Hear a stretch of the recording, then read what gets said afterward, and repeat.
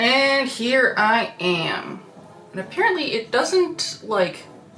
It'd be cool if, like, once the video was over that it just, like, tossed you over to me automatically. But... Focus. Okay, do I have... I mean, it's kind of with the last... Okay, well, normally that 5-minute countdown is going to be really helpful for me to do all of my, like, last-minute things, but, because kind of one of the last-minute things was testing out the countdown thing. Am I even ready? Yes, 12 people! How's it going? How is everybody? Oh, wait, I have to start my other countdown thing. Okay, so today is the first time we're gonna try to keep me on, like, a schedule. Like, I have a plan. Wait, is the mic not going?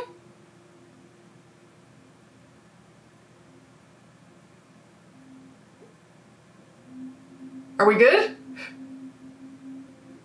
Was there something wrong with it before? Oh, okay. So something else that... Okay, it is more echoey than usual. Because I turned off the gate filter and I have music playing in the background. This is something we're testing. Is it annoying? Because I thought it would be more annoying if there was like if there was like a gate and then when there's peaks in the music, it would sort of because you know how like I've been with like the dopamine stuff and like the Vicks, oh, speaking of which, I should have that nearby, to sort of stay awake and focus because I tend to get super tired. I think that music might help me with the ADHD and the focus.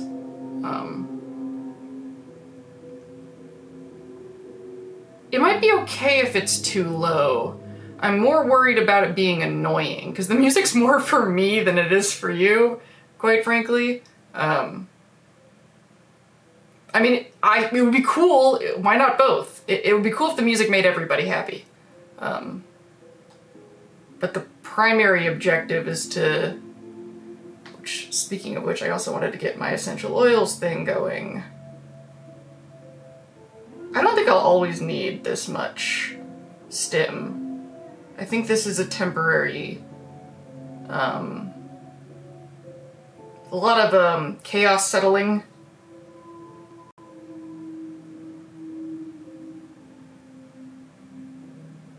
Where's the button? There's too many buttons on phones. Can we all agree that there's too many buttons on phones? And I, like, actively try to condense my shit, too. I hate the world.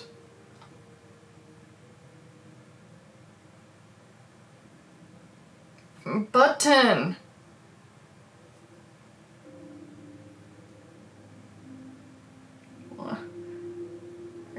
I'm too live streaming and autistic for you to not work properly right now. Why is it not doing the thing? Oh my god, it's because of the Wi-Fi. I'm so mad. I'm so mad. Did I tell you guys about how the thing that I use to focus, it makes me turn off the Wi-Fi? Basically, it's connected to the camera through the Wi-Fi, so if I want to have the ability to pull focus while I'm streaming, I have to give up internet on my phone, and because I forfeit the internet on my phone for the power to do this, it is nice to be able to do that, though. Oh my god, it literally is sitting right here. I wonder if I can just hit the button. I'm gonna laugh so hard at myself. Of course, you guys, I just got mad about Wi-Fi not working. To control a device that is sitting right there, that I could just hit the button with my hand. Can we all enjoy this moment? The ridiculousness of what just happened? That is some silly shit. I forgot it had a button on it, you guys. I forgot it had a button on it. Technology, yeah. Oh my god. I can't believe that made me laugh so hard I like teared up.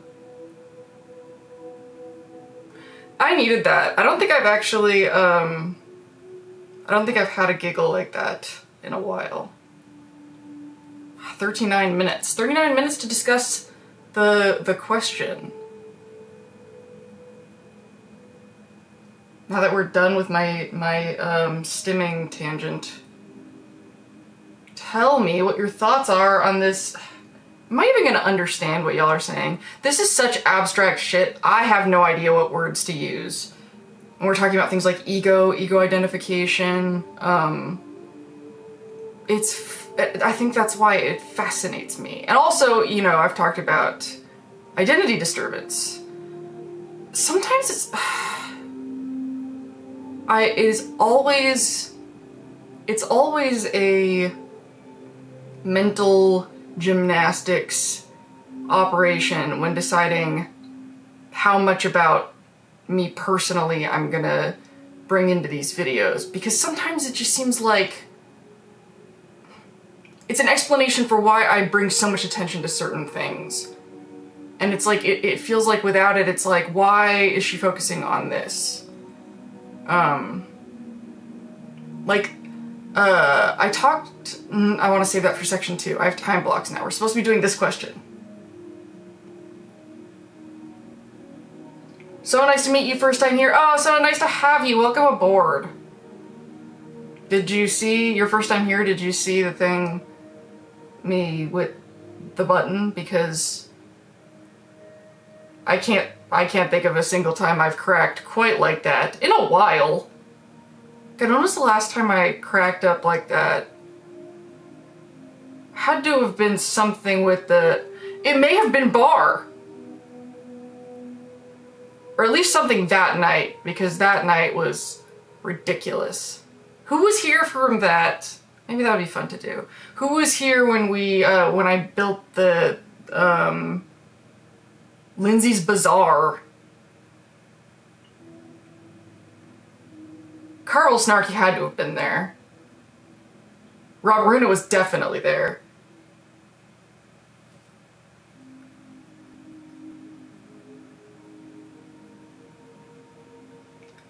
Oh man, I am also pretty tired.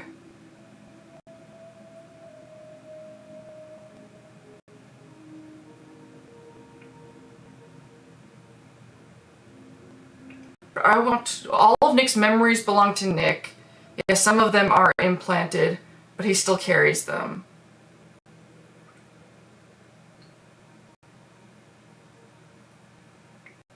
So I guess that isn't technically an answer to the question, but like, it's almost like to answer the question you have to define like what is his. That's not just a question of what is in his inventory, you know, like, what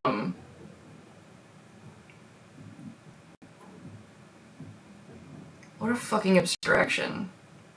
And I also feel like, I want to save that for section 2.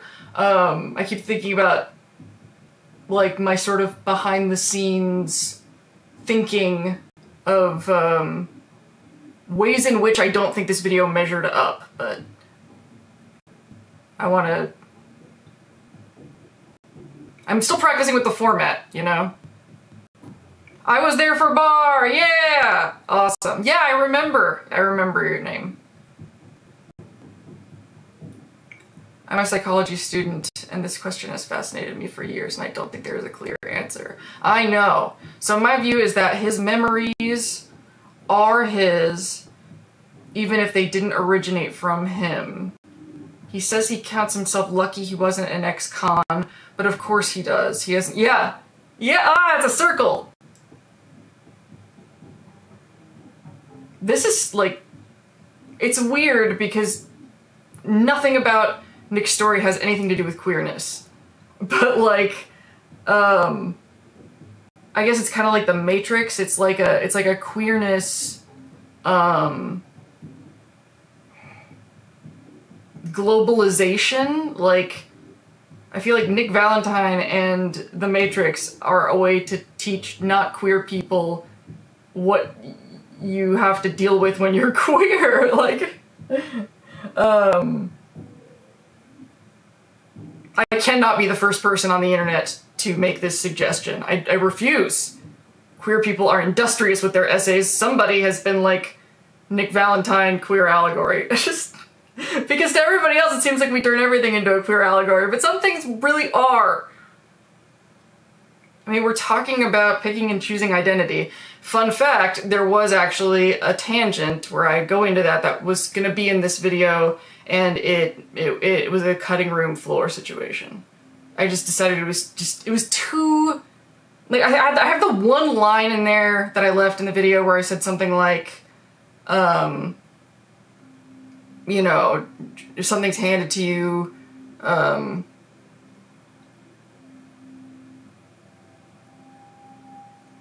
I have, like, I don't know, and I tried to word it as politically milquetoast as possible, but I can miss the mark on that kind of thing.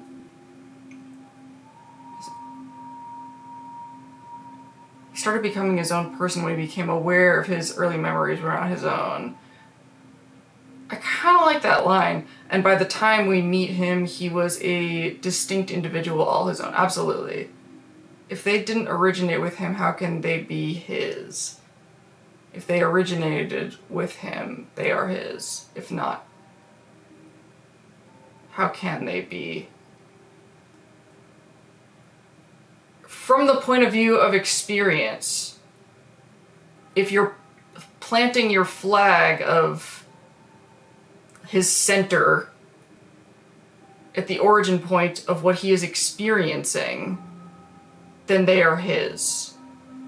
But if you think like shared or objective reality has greater weight than his subjective experience, I think that's how bad it would be defined. The Matrix is a trans-narrative according to the authors. Yep. I think that the memories he has from the human Nick is similar to the traits and lessons we learn from those who raise us in our formative years. But he's chosen to do... I kind of like that too.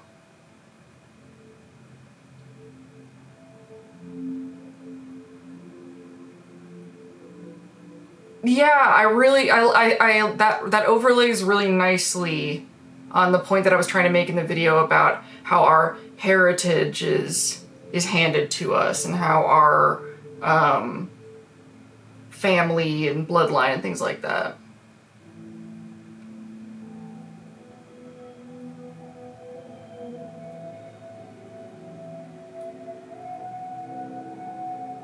All Nick's memories were assigned him, yeah. Even just like the word assignment, you know, just feels so gendery. Thank you for sent star for 2 jewels. Sorry, whenever people send like anything like these extra kinds of these new currencies, it just sounds like it's like sparkly nonsense to my brain. Like I have no idea what that means. It just looks happy. Nick didn't experience, but he is experiencing the memories, and that is an important distinction, but he's still experiencing both of them. Like, you're in the present impacted by your memories all the time, so his memories are, like, think of them as, like, I don't know, different, like you're at the mall and different stores are playing different music.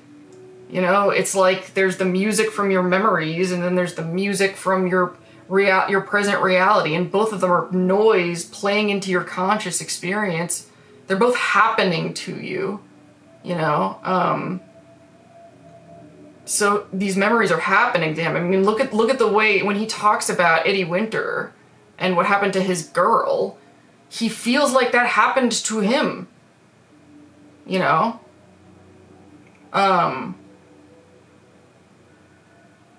He intellectually knows, but his soul, his consciousness, says that happened to you. It becomes a question of, what do you trust more, your internal reality or the reality that the people around you are telling you is reality? Because his reality is those things happen to him.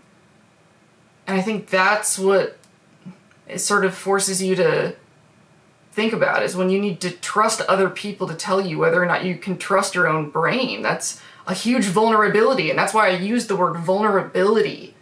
That's actually a good example of another shortcoming of the video, is I didn't really talk about the vulnerability of that. Like, I don't know how many people here have ever questioned your own sanity. Like, truly questioned if you could trust your own brain. Because there's some questions that the human brain just shouldn't be bothered to have to ask itself, you know? And I feel like, and I think this kind of goes into what I was going to touch on earlier about how much of my personal stuff that I want to talk about in these videos, because, like, there's the queerness neurodivergence experience of looking at your own brain. Like, have I mentioned that clip from Criminal Minds when Reed has a line where he says something like, I know what it's like to be scared of your own mind. I've referenced that in YouTube videos before, but I don't remember if I used it in any Fallout ones. But,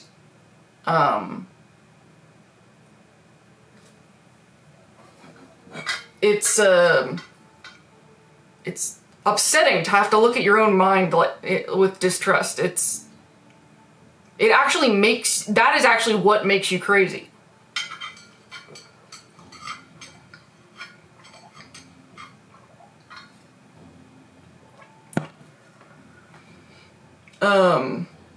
But that is why Nick gives me all the warm fuzzy feelings, is because I feel like I was kind of in that situation, if you can imagine.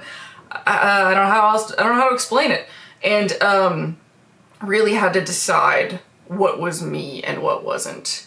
And I think having gone through that and am going through that, if I did it under his circumstances, there's no way I'd be that fucking cool. There's no way. I would be so angry at Diamond City all the time. I would resent them so much.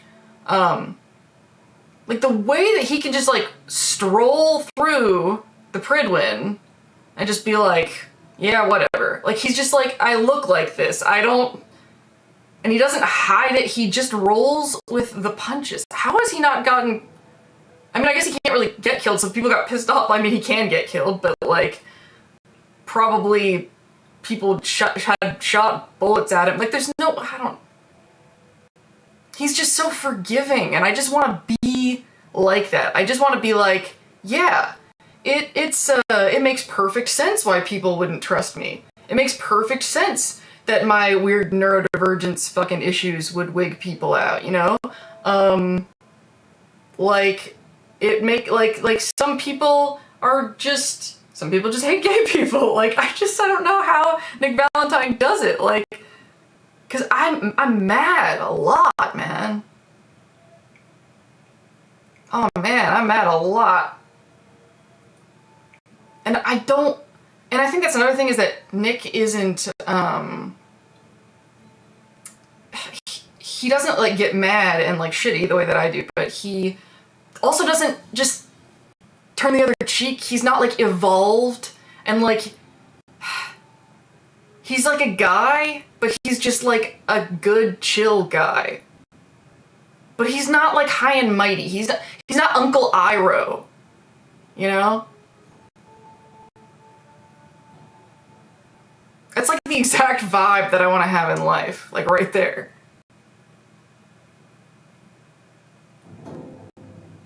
His investigation, that's like his investigation into the mysterious stranger helps him cope.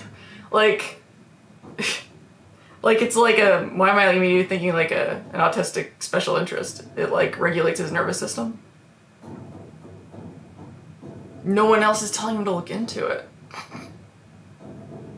I know that's like not, I know like it's not necessarily like a joke, but there's something funny, like cute funny, like greeting card funny about that. After a lifetime of being bullied, belittled, and gaslit for things you can't control. Exactly! What about when Dima reminds Nick of what happened? Oh, he gets reactive. He gets defensive. I think his response to that is interesting. And then he apologizes later. Which I was like, God damn it, of course he did. What a guy. Honestly, my brain likes to think it knows everything and that I am the smartest guy in the room. I'm a bright guy, but I don't trust my intellectual vanity. Oh my god, can I take that line? I don't trust my intellectual vanity. I could get a tattoo of that. That's like the most me thing. Wow. Well, he's been around a really long time, so he's had time to cope with what he can't change about people, and knowing the history of the broken mask gives him a bit of understanding. Ah, that's another thing about the video I think I messed up. Is the timing of Broken Mask and the massacre. Saint Nick is so much of what I wish I could be. The sass around the Brotherhood. I know! He's so cute. And other synth haters is just... like, that's the vibe that I think that I wanted to get to... like, my Trolls video was me sort of pleading with the universe to become that. Like, he doesn't, like, turn the other cheek or whatever. He kind of gives him sass back. I don't know. It's like it's the perfect amount of resistance. If I can get, today, good night, officiated a swim meet this morning into early afternoon. I love when y'all like give me those little splashes of your lives. Light rain much of the time, got wet and cold. Yeah, crashing out early. It's okay. What about when Dima reminds me of what happened at the Institute? Didn't I already reply to that? Or am I I thought I was doing a really good job, like, being focused and reading this stuff in order. Sounds like a variation of the sense of injustice that happened. Yes. Yes. In terms of his memories, I mean. See ya, dog. Yeah, I get really mad if I'm in a situation where I feel like I have to lie. Or, like, be in a different reality than whoever I'm talking to. And I just want to equalize. That's what it feels like, equalizing pressure with the world around me. Although you gotta wonder how much emotional capacity his synth body is made to have. I feel like because of the way they're telling the story, I'm assuming his emotional capacity is the same. Because they want us to think about it as being the same. Because it's not a part of, like, the metaphor or whatever, the points about identity that they're pointing us to. No Uncle Iroh, more like Uncle Iroast! That is hilarious! That is hilarious! This is a very amusing stream. The mysterious stranger is a stealth synth that is programmed to protect the main character. Do you think he's always been a synth? Is that lore? Is that like a fan theory? It's gotta be a fan theory, because there's no way there's like an official answer on what the mysterious stranger is. He's chill, but clearly doesn't just approve of their... yeah, he doesn't... yeah. He's just getting through it. He's just getting through the moment. Like, he's just a guy. Heading out, thanks for having me. Oh, yay! Well, thank you for coming. I don't think Nick is always so cool-headed.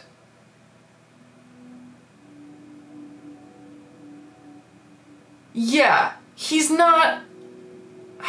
Yeah, I mean, I see what you mean. That's not cool, like, cool-headed isn't really the right way to word.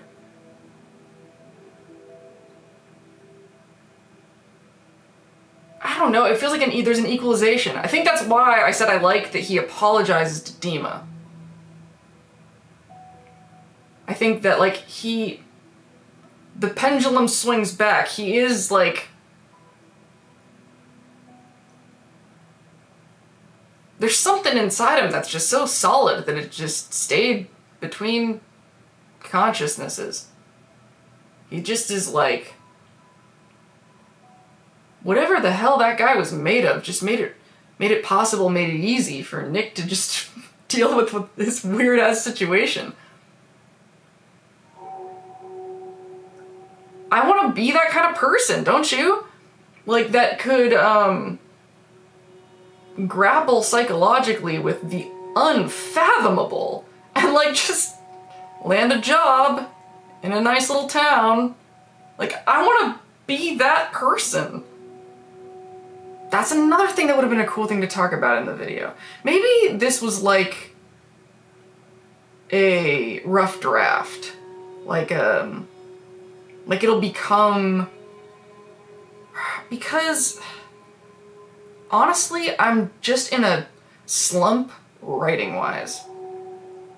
I'm in a writing slump.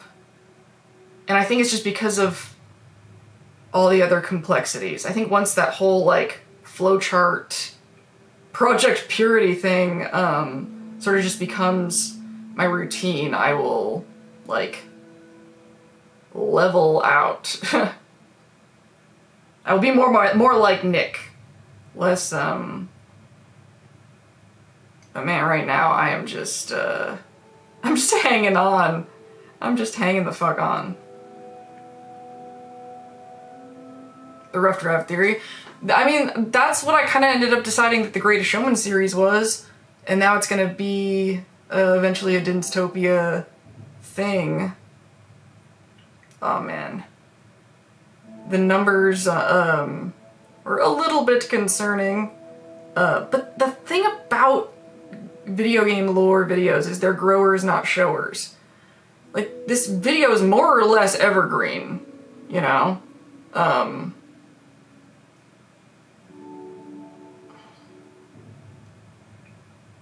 Do people know what evergreen means? Is that lingo? Now I'm like, should I just explain it? But then I'm like, well, if it's a thing everybody knows, am I gonna sound like a dick if I explain it? Oh, to be autistic. It's just that, all the time. Oh my god, I haven't eaten anything. That's probably why I'm so fucking wiped. I mean, I'm super chill though, but I am pretty wiped.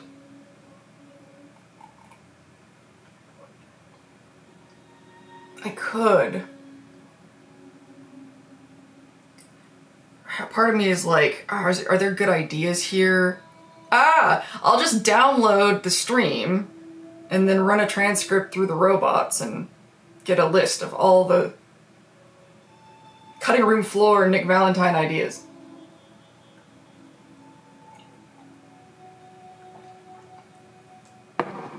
So did I tell you guys, maybe I did in the Feral Cools Discord, talk about the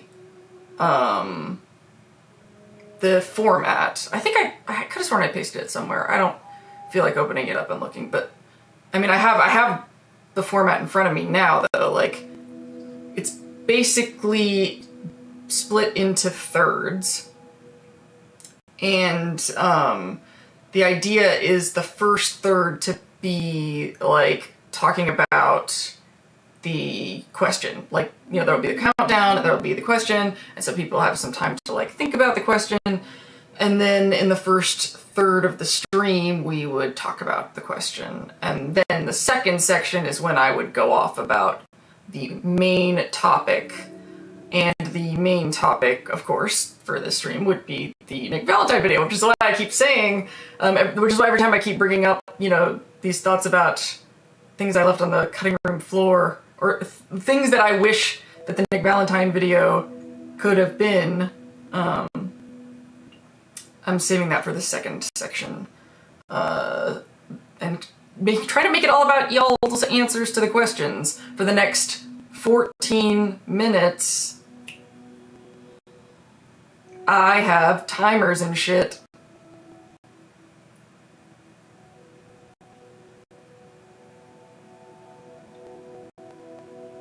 Ooh, somebody said not the point.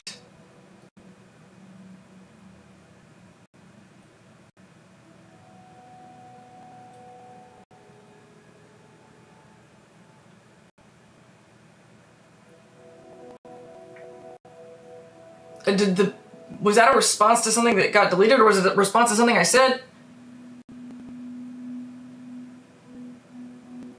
Oh, we're talking about Mysterious Stranger stuff.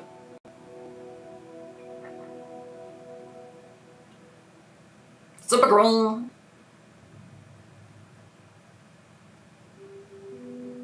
Nick is a queer metaphor? Oh my god. You might be right. Fuck.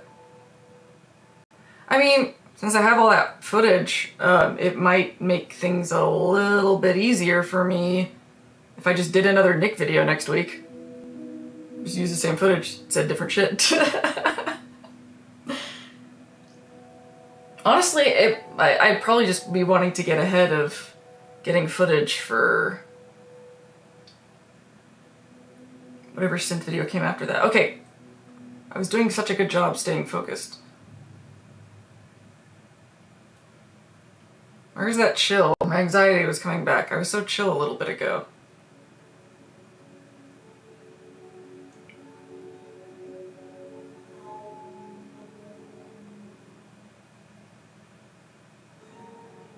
The Institute didn't... When did the Institute... Mad Pac-Man... Do you know when the Institute... Like, when did it go from being CIT to being the Institute? When did... Like, I actually don't know that on the timeline. Because... the Nick and Dima thing was 100 years ago. So that's a thing. And I feel like Nick was in the Institute for a long time. Like, possibly 100 years before that. Like... Or, I guess not, but...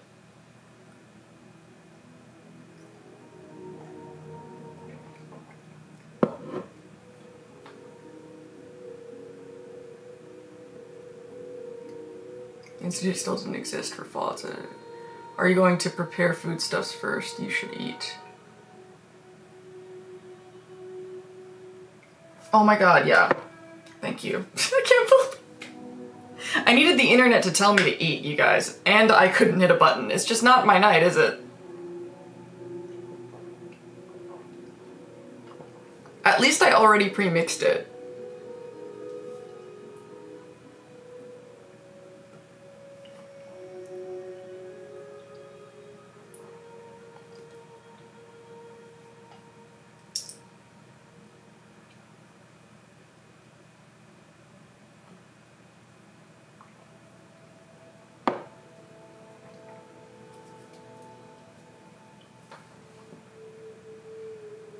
How's the music in the background thing working for you guys?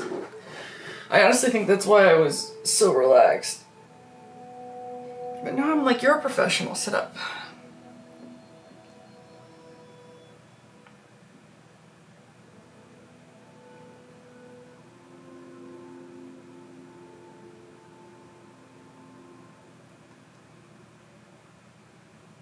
Fiendly?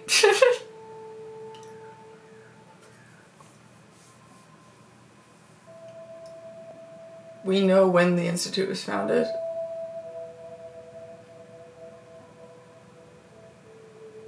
I think 76 is a simulation.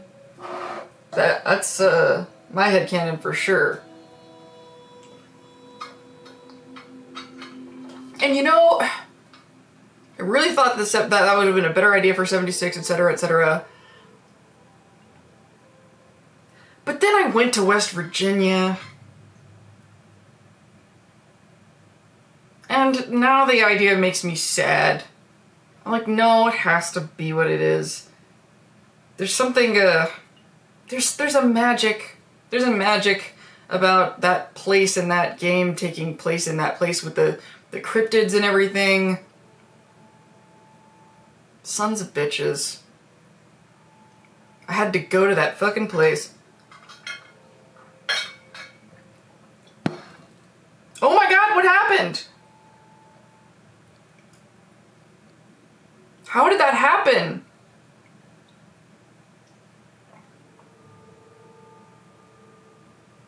Yeah, it was for a second.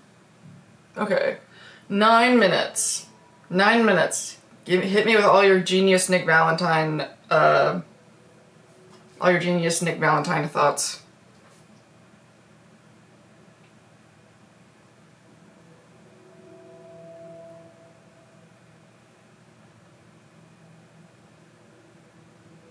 76 is in a simulation that blows up. That would be so pointless to continue if it was all going to end. I mean, pointless? It would also make it so you could do whatever you wanted in the game and not worry about how it affects lore later on. I mean, maybe it should be pointless. Maybe it should have always just been, like, bravely, openly pointless. I mean, isn't it pointless? What's the point to anything, really?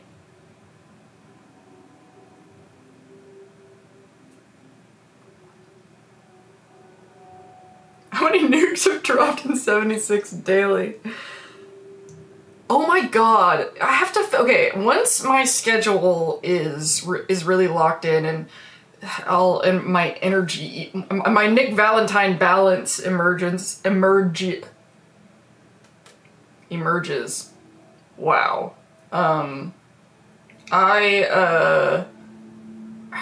We gotta figure out times that we can play the game together. But because I'm like just so fucking autistic, it just can't be something that like I just spontaneously decide that we do in the middle of stream, which I thought it could be. It can't. It has to be like planned.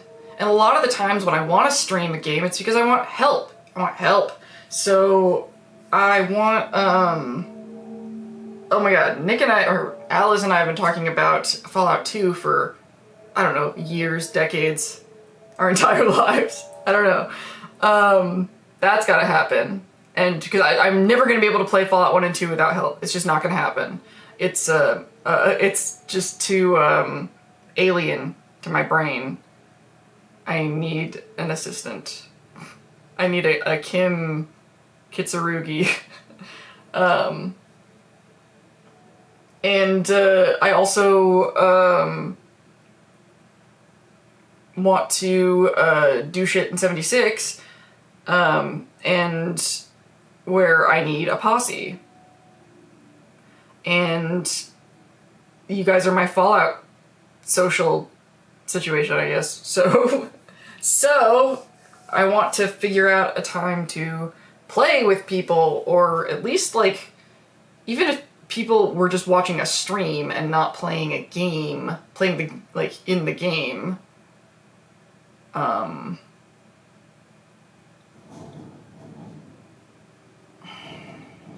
It just feels like so many spoons.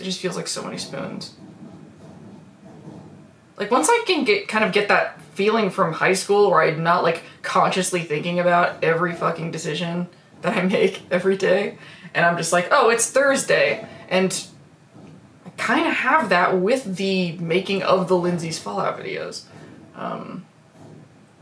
I'm getting there. I really am. The whole 76 simulation idea got ruined for me once the ghoul showed up because it feels too out there for the ways he could have been added versus him really being there. You hush. Like, I could see figuring out, like, there's sometimes I say stuff like that in my videos where I'll be like, well, they did this, so my theory about that can't work now. And on one hand, like, when somebody chimes in, like, no, it could still work if blah, blah, blah, it's like, you're nice and it's, it's cool to think about it. But sometimes if it's too much work, I feel like they disproved whatever the thing is. And so I can see people making arguments, but I'm kind of with you, though. Like, the only thing I could think of is it has something to do with Barb. And I know that sounds like an absolute stretch, but hear me out. So we don't know what interactions that Barb... Like we've sort of assumed that the ghoul hadn't seen Barb since pre-war, since before the bombs, but we don't know that for sure. He could have seen them shortly after he got ghoulified, and then lost them again because they moved somewhere. Like, we don't know. And me and somebody have a joke that we don't technically know that Janie isn't the ghoul.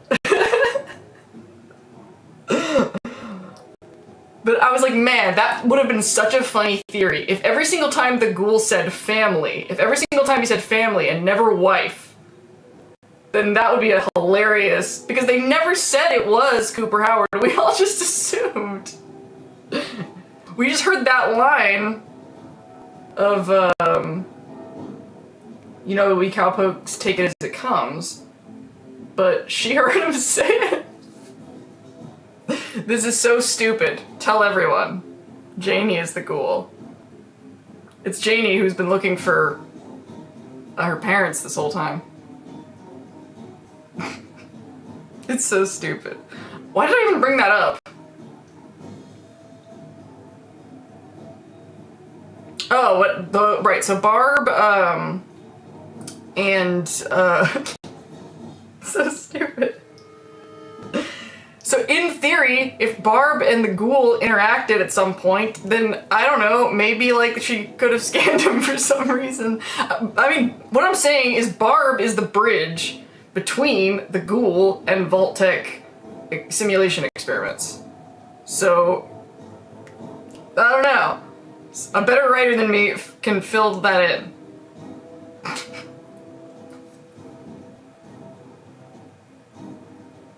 Why no love for X... I keep forgetting X688 exists. He's like the River Ward of Fallout 4. It's like, oh yeah, he's there.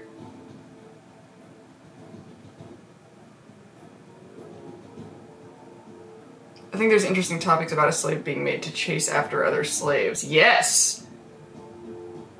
You know, it's funny, Cyberpunk 2077 has that same metaphor. The Black Wall, which is where, you know, basically the firewall that keeps all the evil AI, evil conscious programs from destroying Night City. The wall itself that is holding all of those AI forces at bay is an AI. And there's like one line of dialogue that says that, but when you're obsessed with a video game the way that I am with that game, you spend a lot of time thinking about these things, and that is a fascinating concept. That there's, like, literally I think there's one line of dialogue that brings it up, that entire giant video game. That the Black Wall that he's a traitor, is a traitor to his own people. Its own people. I don't know, the Black Wall, man. That, like, I thought about that, maybe that's a thing that I'd make a Dystopia video about at one point. One of those things that, like, I look at, I haven't seen other people talking about this. I've never seen a YouTube video talk about that aspect of it. Nick is definitely my favorite character in the whole series. Damn right, same. Same. River kinda sucks. Yeah, everyone hates River, he's there. I think I like River more than most people do, but it's kind of a thing that you kind of forget he's there. Ghoul Nick, Synth Nick would be a fun story. Ghoul Nick, like if Nick got... Oh my god!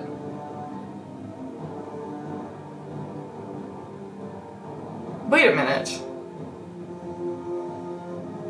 I never thought about the fact that they, like, took the data to make the copy of his brain, but it's not like Soul Killer in Cyberpunk 2077.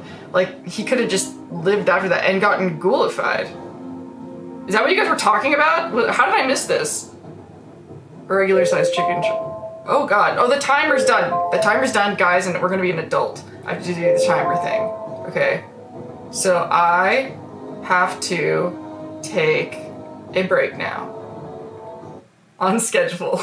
Okay, it is 6:18, and I'm gonna put up the BRB screen, and you guys can keep poking around at the question, and when I return, I will have my block talking about the making of the video and what I wish it was and all of that.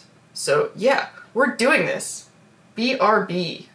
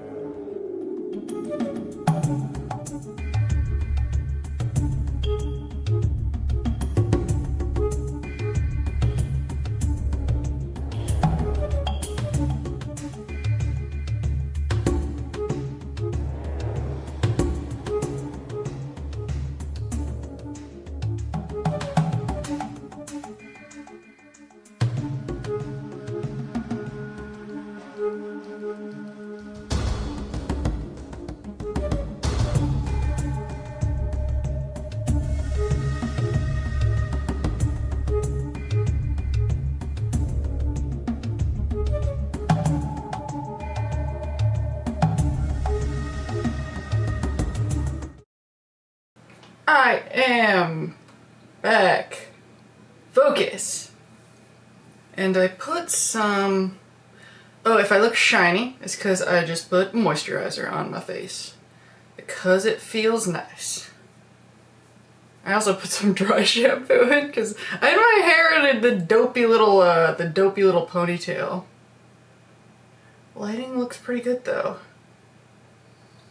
I just changed the f-stops. Oh yeah, I want to move this window. I don't want to do this. Oh yeah, I did want it this way. It's weird because my body is facing this one, but like the chat is on this screen. So I put the chat on the left side of the frame because that's where I'm going to be looking, because it's like more intuitive for me to put my monitor and stuff over here. Like this is where I do stuff, and this is where you guys are. I did actually. That purple thing was food. Okay, looking at chat. A copy of Nick is still Nick. The Nick we meet is very different because of all the time he's spent in the world. True, and he obviously...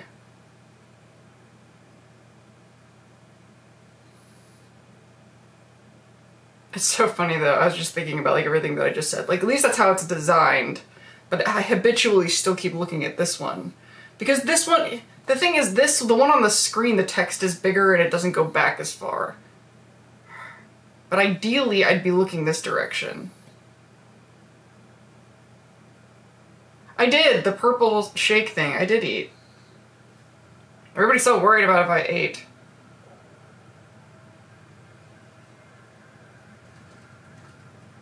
I didn't respond to that twice, did I? I could have sworn more than one person asked me that.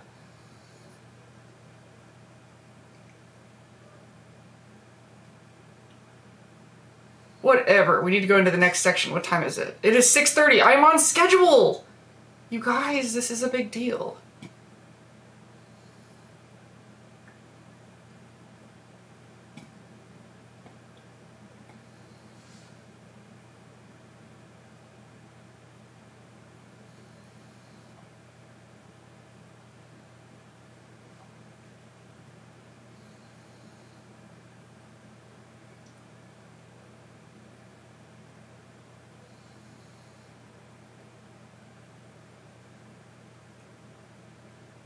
And now I'm like so confused about like this thing I just made a big deal out of nothing about. Yeah, this is just gonna be... I'm gonna have to think about this.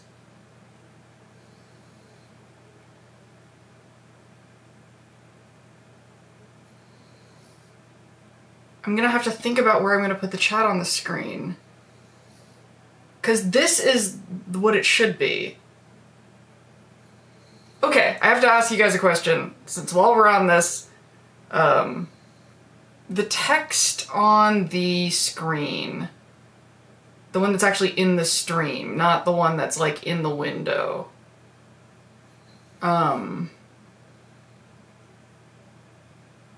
is it okay if the text is smaller than that? I mean, I guess a lot of other people do that, right? They have really small text. Because I think another thing is the scrolling. That's why. That's it. So yeah. The reason I'm not looking at the monitor where I want to be looking to look at chat is because I keep looking at the tiny text version that's in the stupid window in the web browser. And the reason I'm doing that is because a lot of the time you guys are talking about stuff in your continuing conversations and I need to scroll up to like see context. And I can't really like scroll up and down on the stream. So yeah, this is something I'm just gonna have to factor into however I do this layout. Is I'm gonna be looking at where the web browser is because I want to scroll. This has actually been, I hadn't really been observing my own behavior about why I always end up using the web browser and not the stream one, even though I always want to be using the stream one, and that's why. It's the scroll. It's the scroll bar.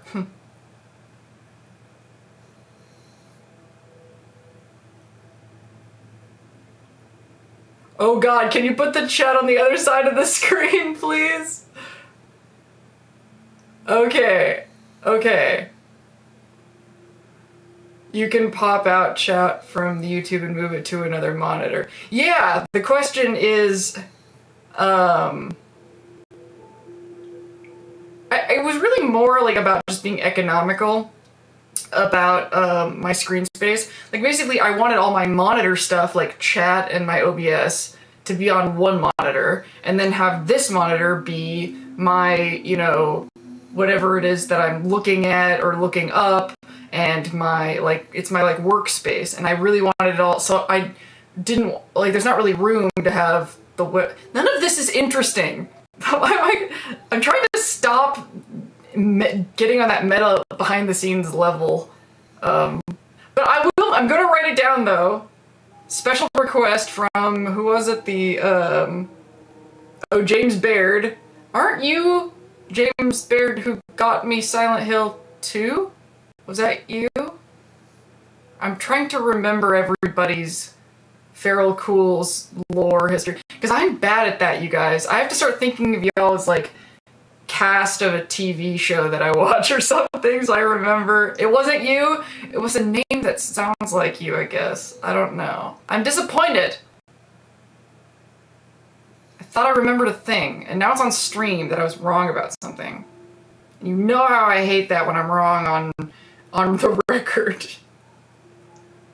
But I'm gonna make a note. Try to put the chat on the opposite side for the sake of the dead pixels. Cool. You made it. You made it to the list. Okay.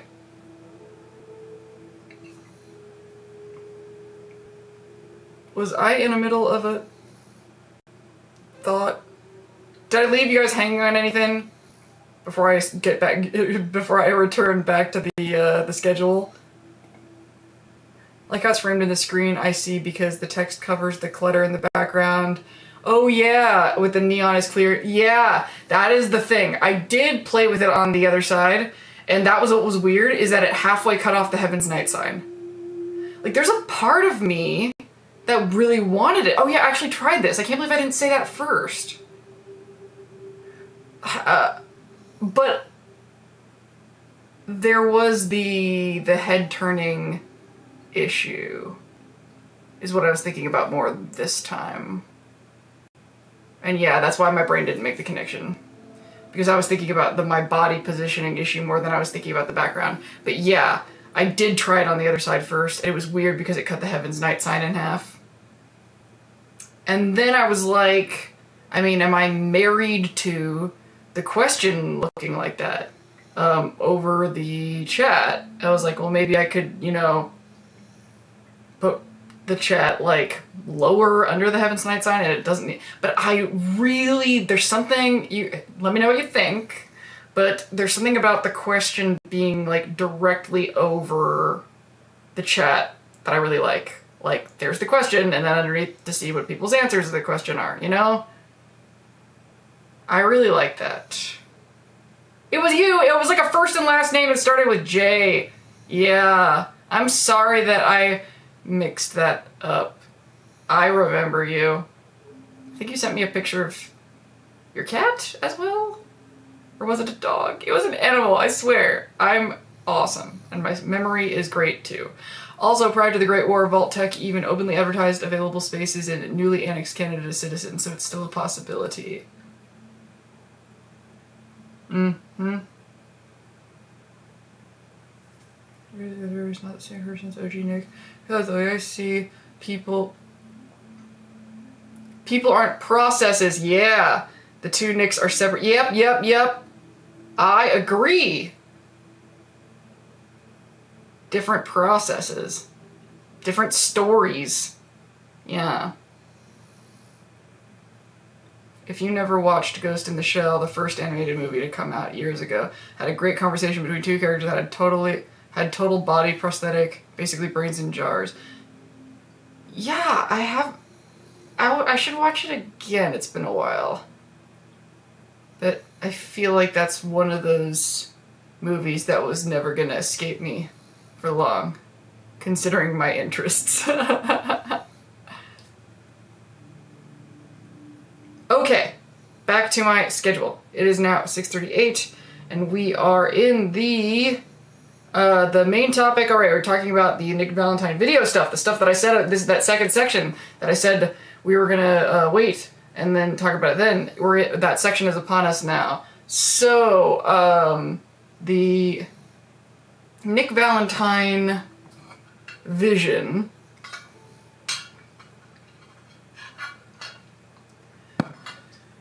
Let's see, actually, I think I wrote stuff down for this. So, it was gonna be more like the Benny and House video. And the Benny and House video was like straight up documentary, everything that I couldn't remake in the game, remade with AI, and now it looks like shitty AI because it was at the beginning of a lot of that shit. And the... Of course, like, before, like, these topics were coming up so organically, but now that it's like, talk about this stuff that, you know, talk about this, and because this is the section you reserved for it, and now, like, my neurodivergence is like, no, we don't allow scheduling of things, but we also need scheduling of things. ADHD.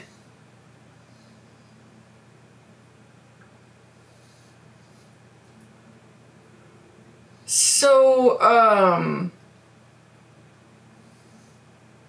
it was almost like what I did is I took the original thing. It was going to be like talking about Nick Valentine in this very like cinematic, all those kind of cool like cinematic shots inside the game, a lot of which is kind of what you see in the current video, but the whole video was going to be that. You weren't going to see my mug at all. Like, I was pretty sure that the Dinstopia channel was just not, until recent plans that were made with the Dinstopia being the future, you know, sort of paywall content, it was always gonna be really impersonal with just my voice talking, and a lot more professional, a lot more kind of dry, frankly. Because that's what, like, the major YouTuber, like, lore people, honestly, even the stuff that I listen to, that I watch, it's very, like, low-key, kind of even-keeled, probably a lot of autistic people, let's be honest. It's not personality-based content, really. It's, like, and I like it that way. You know, it's, like, informative and interesting, and people have way better boundaries about things about their personal life that they put on the internet than I do. but I have this, I mean, it's literally called Lindsay's Fallout. I have this other thing that I do that has this personality element to it. But sometimes I'm tired of it. Sometimes I'm tired, but it's also kind of my art and it's what I'm good at. Like, I call this the interface. There's Lindsay, the human being, that none of you know, except for, I guess, like, Atlas and people and Kiwi, but, like, but then there's this, thing that I'm creating, this, speaker, this... It's still me, it's just like, it's not inauthentic, it's not like a... But it's basically this... I don't know. Interface, that's why I call it the interface. That's all my charm and all of that. It's like a degree of psychological separation, so I don't drive myself fucking crazy analyzing, you know, selfies and if my cheeks are too, like, you know, chunky looking. I don't know. It's necessary, whatever it is, the interface. I wanted there to be a branch that is free of the interface. Or it's like or a different interface, a more toned down, you know,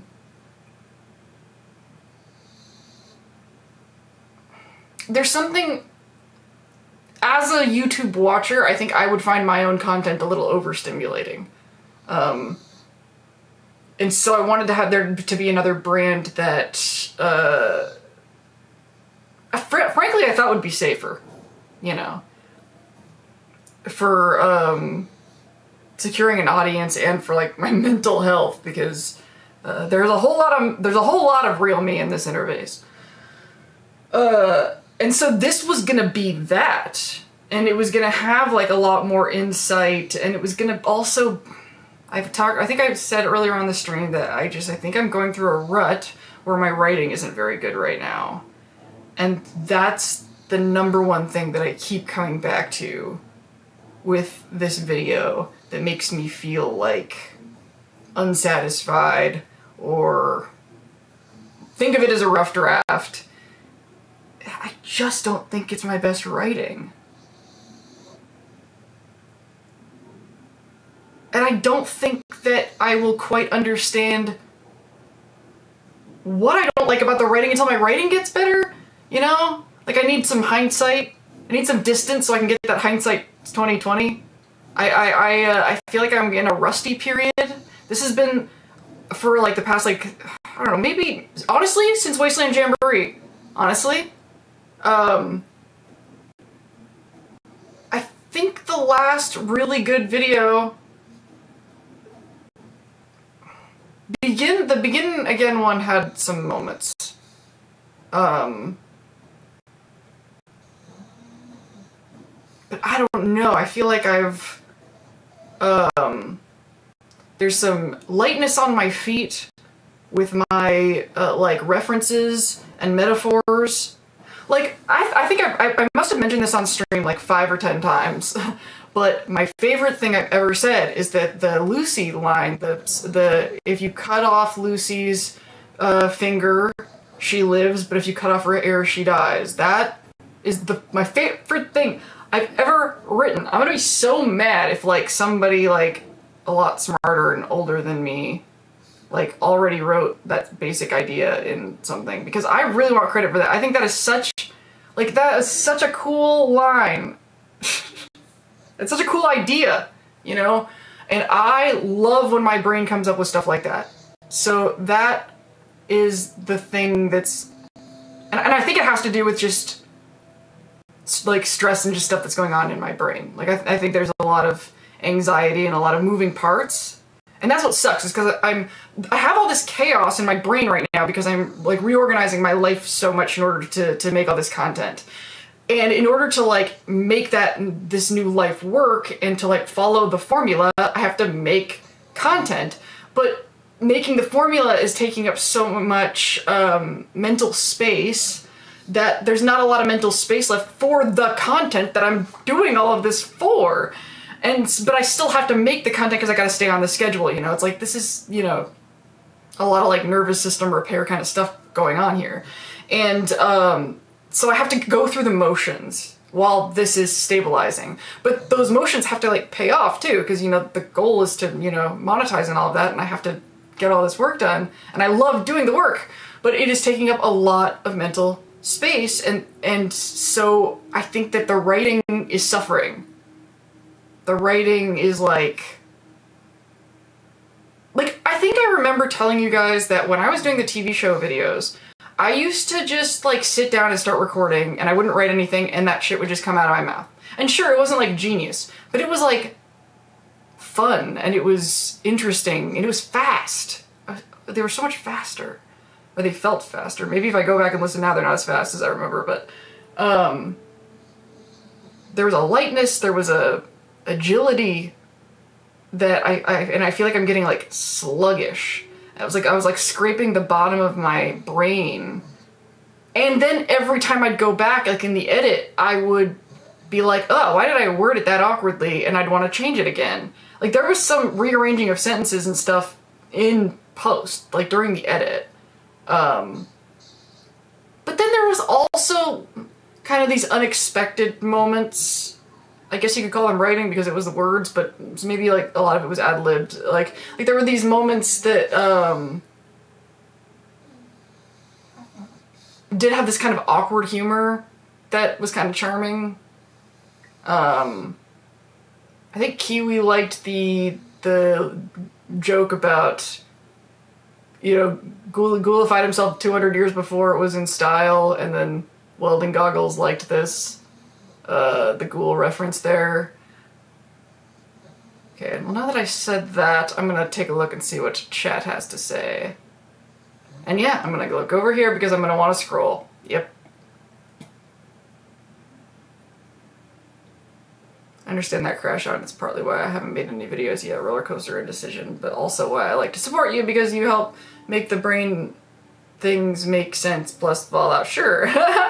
Yeah, but there are some wild mutations and magic stuff in the lore. Maybe he got something like that, and the mysterious stranger group theory holds up. Even the one face down in the setting. Oh, Lindsay, I have to tell you that you can fast travel out of interiors in Vault 76. Yep. That is true. That is true, isn't it? In 76. I mean, I have noticed that it's cool that there's just a lot of outdoor locations. There's a lot more outside to look up more about mysterious stranger theories, but thanks for the tip. Yes. Welding Goggles liked that. Was it comedy gold?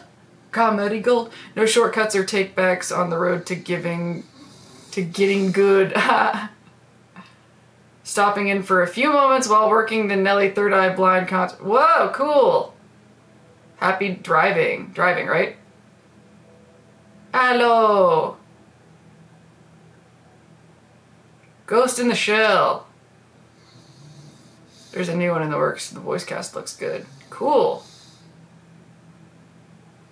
I'm mainly talking in 9 days. Oh, the new Ghost in the Shell is coming out in 9 days? Is that what you're saying? I'm mainly talking about the older ones right now, just because that's what I know. Yes. Ghost in the Shell. Highly influential in the whole topic of, you know, very Nick Valentine-y kind of situation.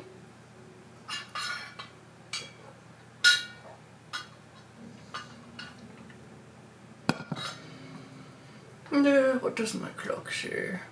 I'm gonna turn the volume up, but I thought I wanted to turn it down, but now I can barely hear it, and I want it back up. Oh my god, speaking of the music, when I'm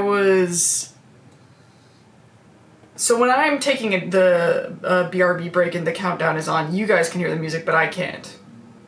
I don't know why I have it set up that way. There's no reason for it. I could totally should be able to hear it, because why not? The microphone's not on. Maybe I'll fix that right now. Oh, I can't, because if I click over it, never mind. But, why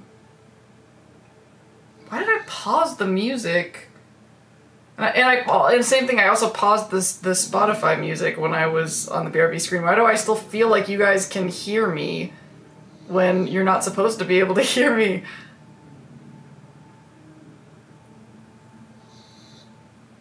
I also struggle with feeling like I'm too traumatized and neurodivergent to be good at my job the more I get into management. Oh yeah, I feel like that all the time.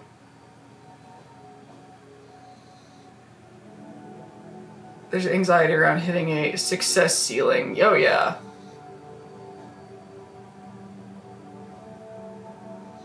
Oh, good night, Carbal Snarky. Sorry, I missed that.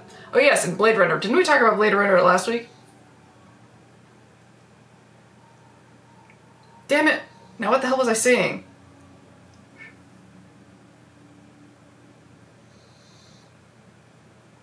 Oh, this is such an annoying nervous habit. Pulling on the hair.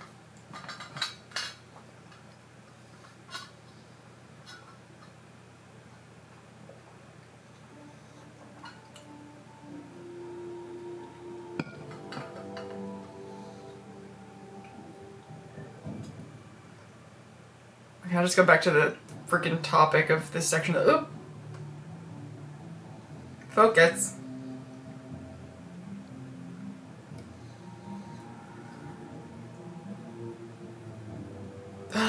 Back to Nick Valentine video and how I wanted to do it for Dystopia. It wanted to be a documentary style thing. I wanted to be more professional because I'm annoying. I mean, being on the interface. We were talking about the interface, yes.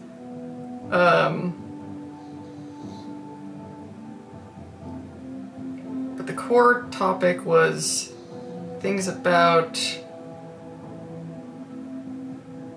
the video that I wanted that didn't happen. Had the experience of finding I'm not the first person to have an idea after enough time of happening. I think it's a sign I'm probably on the right path.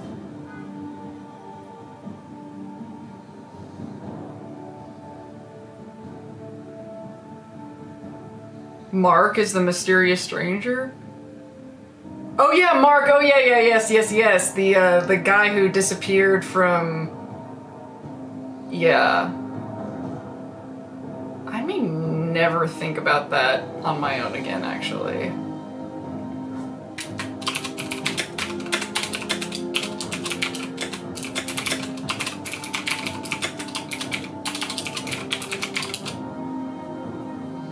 Okay, so I wanted it to be like a documentary.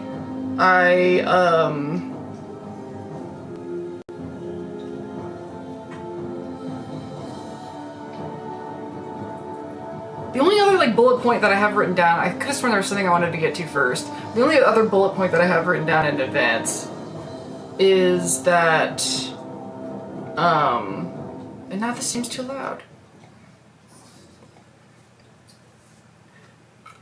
I didn't emphasize certain points enough. Like there were things that, like there's the whole my vanity tangent from the top of my dinosaur at the beginning of the video. The whole reason that that was there and why that was worth putting there, that whole spiel, is you'll notice how much I make a big deal out of how hard it is to accept that a quality that is undesirable is a part of you. Like how hard it is for how much the ego needs to see itself as good in ways that are like, I mean, that is like such a fascinating topic, is the ego's relationship with goodness. Like even when we like beat ourselves up and you're like, you know, obviously I don't see myself as good if I'm beating myself up, but you do because you're beating yourself up. Like it's like the you that's beating you up is good. Like it's so there's like this like origin point that we pivot ourselves around that is by default goodness. It's the weirdest thing. It is it's weird how much we can hide things from ourselves. It blows my mind, the blind spots that I've stumbled over. So, I did come back to that at the end of the video, but I don't feel like it ties together. Like, I don't feel like people are gonna think of what I said at the beginning and maybe it's because we don't cut back to my face. And that was another thing about this is what I was getting to at the very beginning of this when I was talking about how it started. It was going to be, the structure of the video was I was recording like just the Nick Valentine lore, right? Like just the story, the facts, the information. And I literally like transcribed, I had already had like all these Nick dialogue moments recorded, so I pulled them into Premiere and like pulled the lines. Like I didn't even wiki for that shit. I like it better that way. There's something really organic. That's why, like, you know, people are like, oh, you can use console commands for a lot of the footage and that I try to get, but that's why I like planting saves throughout a playthrough, because there's something organic about the game conditions of that save that are like a person playing could do this. That's like a big deal. Like what you're seeing in the footage is what you could possibly see in a playthrough, like, and it's not like, cause I can get really carried away when I start console commanding shit, and then it's like, I don't even know, and then it's like, it's a sandbox. I've done all sorts of weird shit. Cut to, I just pictured some ridiculous stuff I've done in Cyberpunk. It's a lot easier to do a lot of more ridiculous shit with newer games. So I've talked before about how much I love recording video game footage. That is my favorite thing to do. That's one of the reasons this channel exists, is to give me an excuse to get in those games and record the footage. The thing is, I love recording game footage so much that I will spend 4 hours trying to get one shot. No, literally, like, it's a terrible self-control issue. Like, I have to set up timers. Like, I have to baby myself and like really like, and sometimes it can kind of take the fun out of it because I just want to like disappear. So that's why the footage is always awesome, because I love recording it so much. So step one of the video was just get all that straight up lore stuff written out, you know, really dry. These are the facts. Make this a useful video for people. And then have a blast recording all the footage and putting on top of it. And then, once the bare bones, this is the story, and the game footage are in, then fill in the holes. It's just, I'm like, I become a 10-year-old boy all of a sudden. Fill all the holes, sounds very suggestive, with the talking head footage that is there now, right? And then just kind of make it work, you know, make it a cohesive thing. So everything that really like wasn't covered by the story of Nick Valentine that I wanted to say, ended up naturally being, I mean, if you think about it, my past video editor, videographer brain is very heavily trained with one rule. Show the people what you're talking about. So if you're talking about Nick Valentine, put Nick Valentine on the screen. If I'm talking about Diamond City, show them Diamond City. It's like, I did news, like, be literal. And my autistic brain obviously loves that, right? It's like, makes the puzzle really, really simple. But thank you, past Lindsay, for on the spot coming up with the idea of shooting that footage of Nick Valentine just wandering around in the financial district in Boston, or in the Commonwealth, because that was perfect, like, generic footage to put in those spaces where, especially because I kind of use it in moments when we're talking about his, like, being lost of what was going on after he woke up in the garbage heap. Because that was such, like, it was, like, on theme, but it wasn't, like, you know, I think we've talked before about how I get mad about how a lot of video game channels will just put, like, random, like, game footage, and I'm like, no, that's like, that's not what we do at Lindsay's Fallout. I very much care about the video. Like, I know half the audience is listening to it while they're doing dishes. I do. I care, and I like doing it. So, the problem is, as a result of this particular production process of shooting the video and the audio and which was all like to get it done on schedule, to get it done on time, and it still wasn't done on time. And that's why there's like no editing over the me talking stuff, because I didn't have any time left. I actually recorded the me stuff in the morning. It was the morning of the, what was it? I think it was Friday. I think it was. Yeah, like it was like last minute. And because because one of the benefits of production-wise of using the interface and is that there's already video footage. Like if it's just audio, then it's blackness. You have to put something there.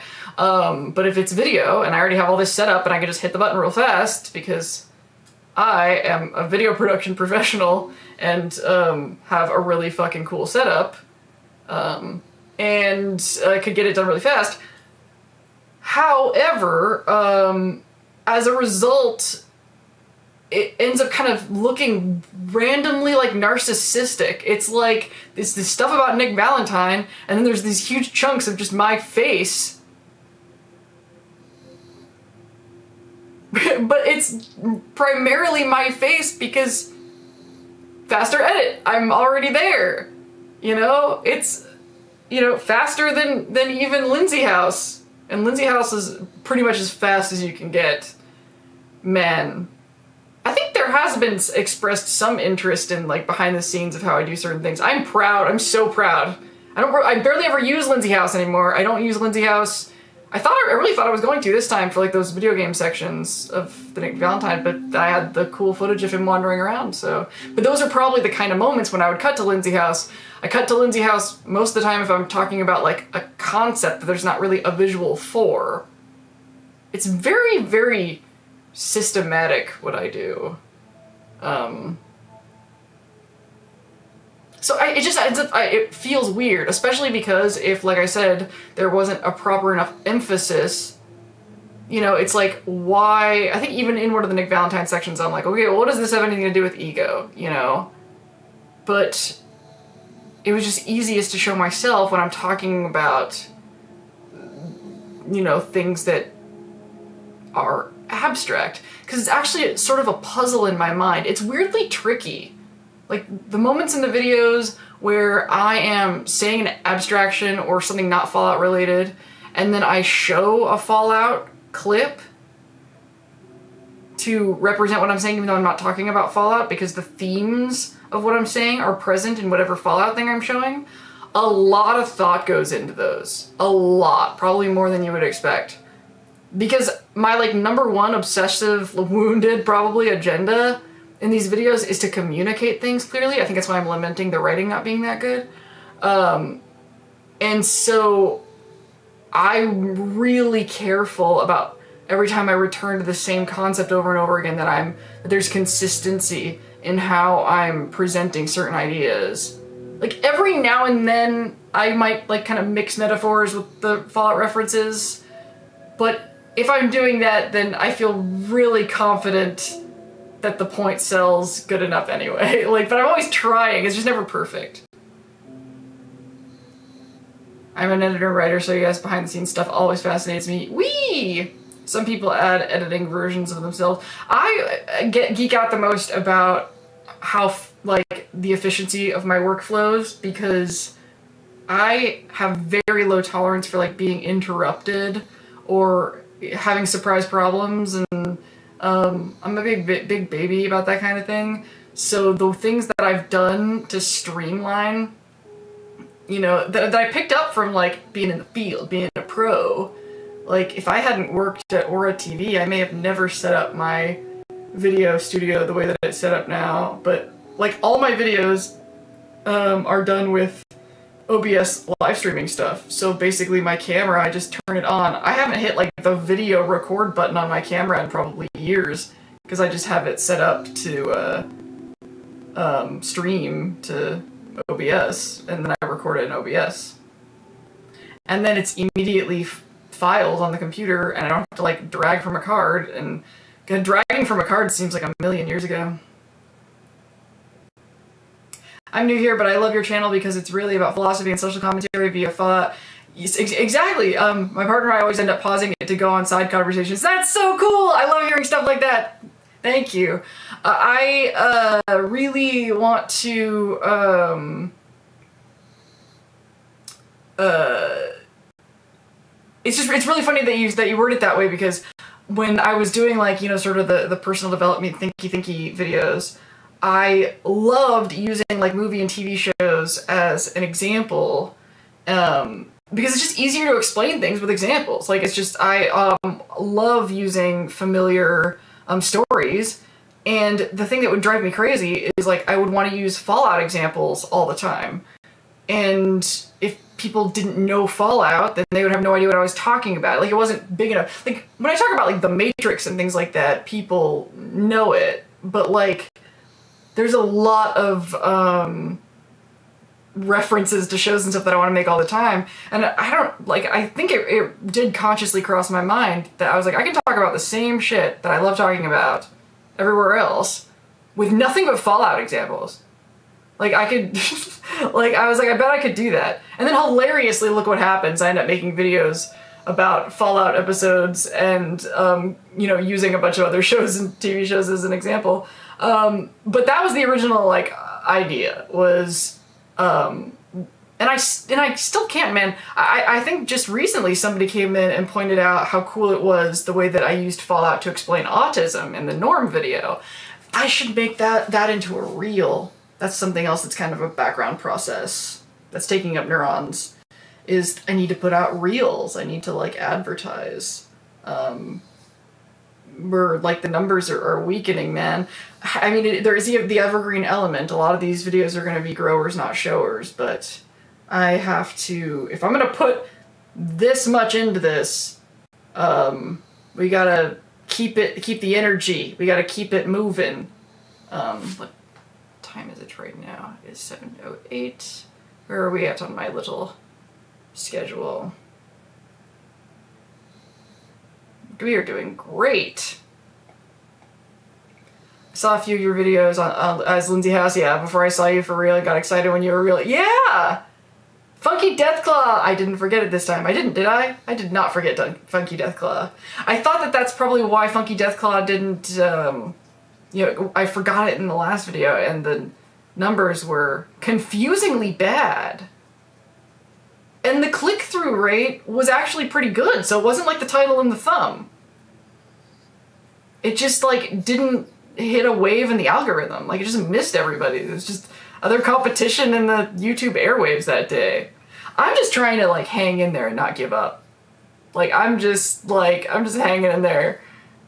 And just, and experimenting and pivoting and stuff, but, like, Funky Deathclaw reminding you to like and subscribe. Yeah, it's... I wonder which video was the first one that because I used to say something different every video. That was the original plan, was for it not to be a repeating thing, so that you would actually listen to it. That was the original plan. It's like, is verbally improv a new way to tell people to like and subscribe. And I think that was like the 5th one, and that song I'd never sung. That was something I had never done. And then everyone loved it, and then I kind of loved it, and then I'm like, well, it would be a lot easier to just... So I totally, like, went a different way from that plan.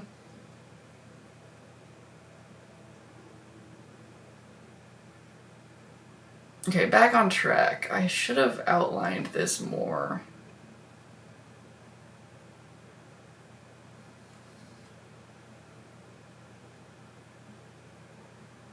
I had a list that was actually totally doable of stuff before this stream that I wanted to do.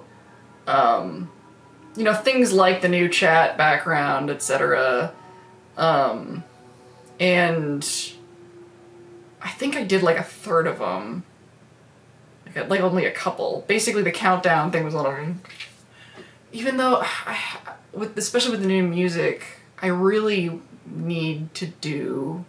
Well, I'm just kind of jumping to the end of this tangent, but I realized that I couldn't do the stuff on the list because there was so much confusion about the order in which I should do stuff on the list, I struggle, my brain really struggles with this kind of thing. Prioritization. And so, you know, things like the countdown thing. We obviously got through it, it got done. For those of you who were here at the very beginning, there's a 5-minute countdown thing now. But I really wanted that to be over the sci-fi rebrand that I want to do. Like right now everything still looks like Burning Springs, but I want to do one that matches the song more, matches the Atlas Omnicorp brand more, that looks more mid-century sci-fi. And, but I only had so much time, I had to budget, and I really wanted to get something fresh and new on the stream tonight. So I did that version and put it out there, you know.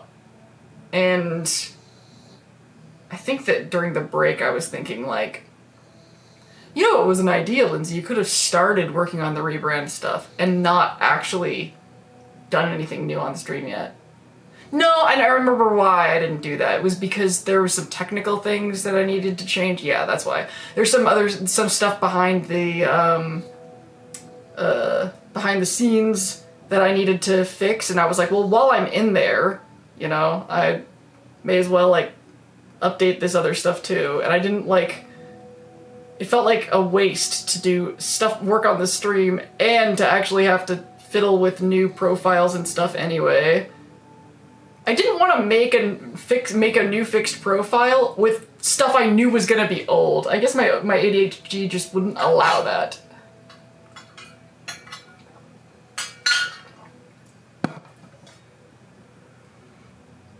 I think the show makes the examples relevant to a wider audience, yeah, and the themes in the show are aligned. Yeah, exactly. So we, like, and I was so just floored with how much the TV show was dealing with the kind of themes that, like, mattered to me and Fallout the most. Like, I know a lot of people have been disappointed by the show and saying it ruined the franchise, and I'm like, I felt, like, totally seen as far as the themes of, you know, what I love about Fallout. But, you know, I also started with Fallout 4, and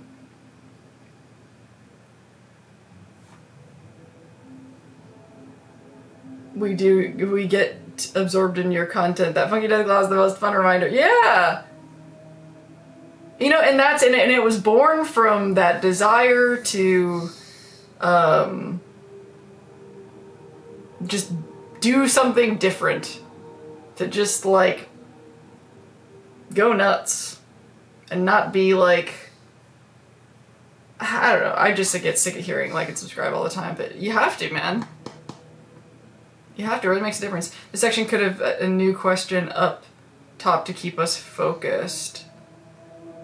Yes, actually, that, it should have. That's something I'm supposed to do, I think. Because, okay, the icebreaker question is the first section, and then there's a break before the second section. So it would make sense to change the text. I guess I was like, oh, well, the icebreaker question didn't really change because, like, I'm just talking about, like, the main topic thing now. But it should change to something related to the main topic.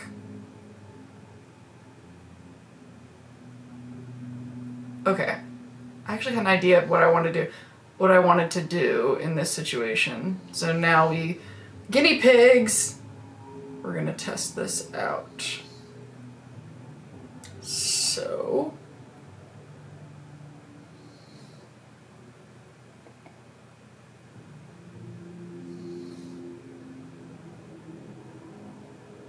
I'm going into studio mode so that I can change the text on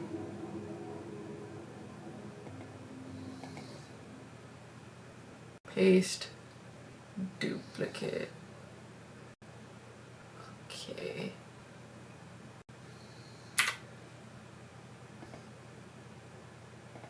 Sorry, too autistic to narrate what I'm doing while I'm doing it. It'll all make sense in a moment.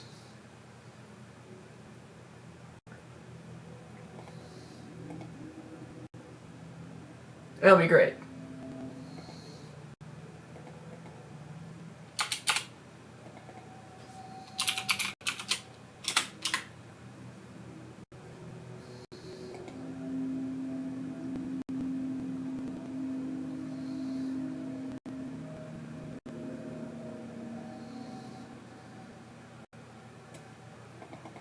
Was that facial expression fun to watch? That's right, everybody's looking at my face doing that. Okay, now what should it say?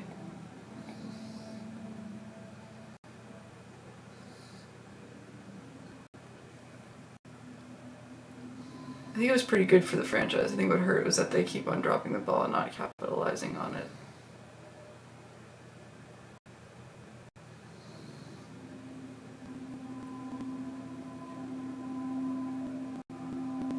Yeah, Bethesda's so disorganized, aren't they?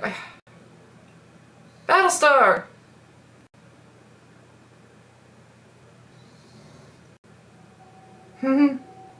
Okay, I need to decide what this is gonna say.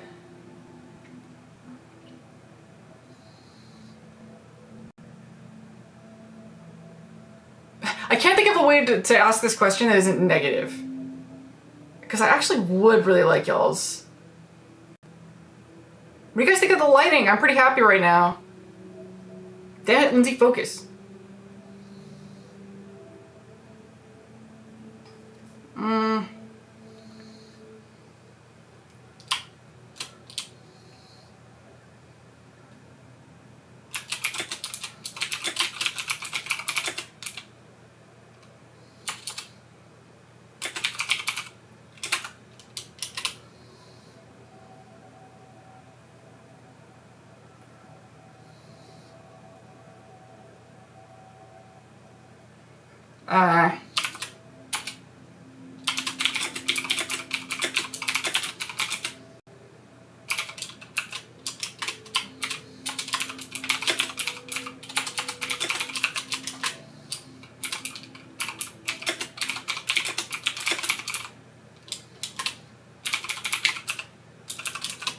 Okay, how the heck is this gonna look? Okay. It's not my best writing. I told you I'm in a slump, okay? We all agree? We all know I'm in a slump? Okay.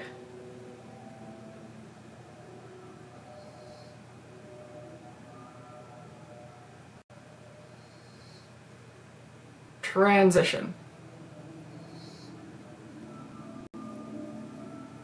See? See what I did there?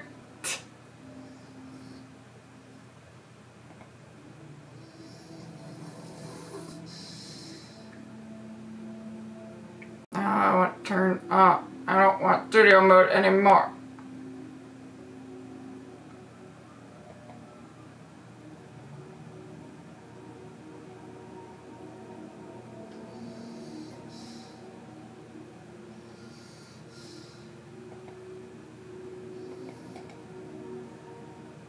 How do I make it stop?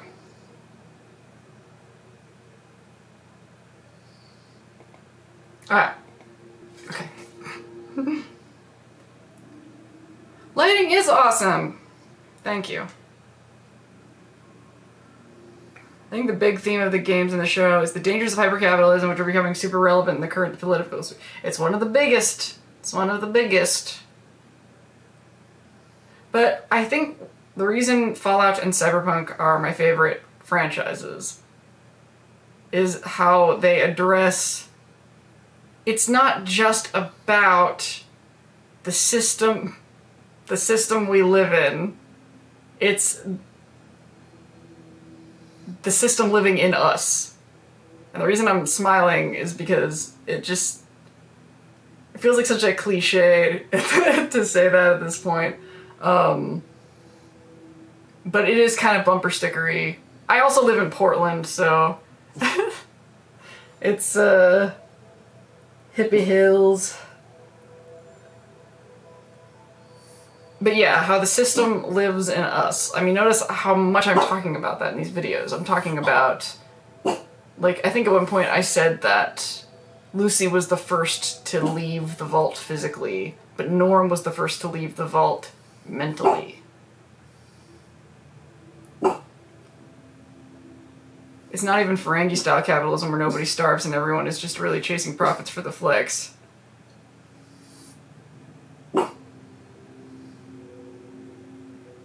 Is that Ferengi-style capitalism?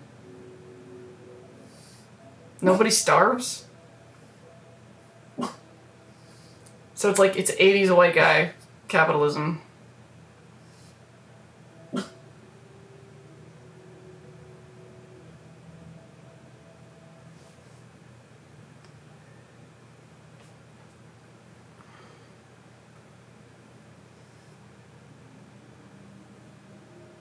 Oh yeah, and I guess the last thing in accordance to the topic of the things about the video that didn't go exactly as I'd hoped.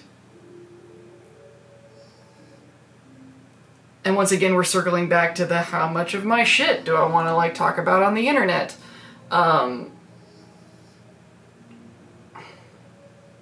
We talked a little bit already about the gender stuff. I glossed over, like lightning speed glossed over, the fact that Nick Valentine, the difference between Nick and Dima is that Nick's personality was programmed and Dima was blank. And oh my god, you guys, you know how I love when things tie together from like across videos, especially from across games or properties? I'm pretty sure if I went back and looked, oh, I can't believe I didn't put this in the video. In the maybe are they all addicts, possibly, I talked about how once you have your like ego identities like tied to a certain idea, then once you lose that, like blowing up Shady Sands, that there's a void, that there's a vacuum, you know, that gets filled with something. Because you need something to pivot, to orient, like that's a big part of what the ego is. And a huge part of why the ego is, like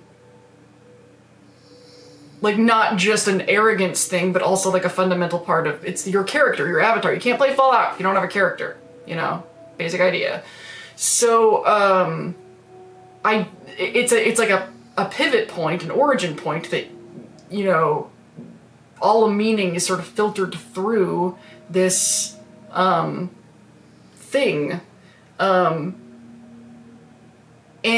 in the dialogue with Dima, when he's talking about this, he says something about how because he wasn't programmed with anything, that he just like sat in a cave and did nothing for like a year. And it really just kind of supports the whole themes and stuff that I'm talking about how like you have to build what you are, because there has to be something for your decisions to pivot around. I think that like talking about like how much things about myself, you know, I struggle with identity disturbance, and I did have that experience of basically seeing nothing and just sitting. Luckily it was during COVID season, so I could sit in my cave in my apartment in Texas for, I mean, I'm kind of still like coming out of it. I'm like, it's been like 6 years of building, you know, because the person that I built before that was wrong. And so like so that's a big part of why talking about Nick was gonna be, like, that was the third video in my imagined trilogy, because that was gonna be like the grand finale, you know. But I've talked about, you know, like how I'm struggling with writing right now, and I think that involved in that there's like this element of it'll never be like good enough sort of thing, like, hey, come on! And also just like recycling a lot of these ideas in my head over and over again, like it starts to become like confusing, like, did I already say that? Did I already mention that? And I knew that this was gonna happen, is that after the video was done, I was gonna start getting all these ideas of what I should have said. Peg, stop.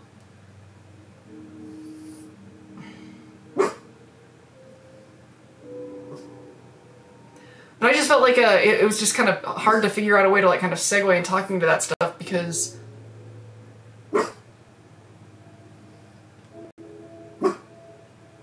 like how do I talk about identity disturbance without talking about my identity disturbance? It's just confusing.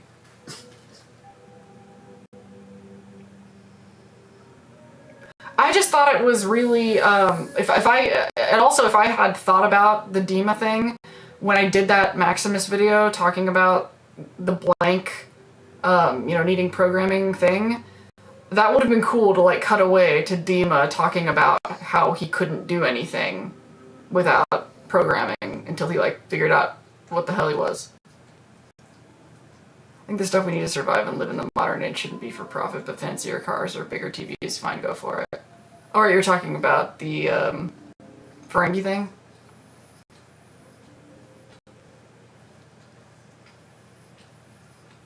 Ferengi capitalism is a response to post-scarcity. The religious and cultural elements make it more than just profits. Gotta go, partner's almost home from a show later. Dima having no programming makes me wonder how the synth child of the lone wanderer is going to... Yeah! Weren't we talking about that in another stream once about, like, the kid's not gonna grow up, right? What defines nature, or what happens with the lack of... Because, I have questions about synth aging, because if a person can just replace you, then if the person just doesn't age for a while, that would be a giveaway that they were a synth, right? I mean, they have to age. Otherwise, how could they replace a person?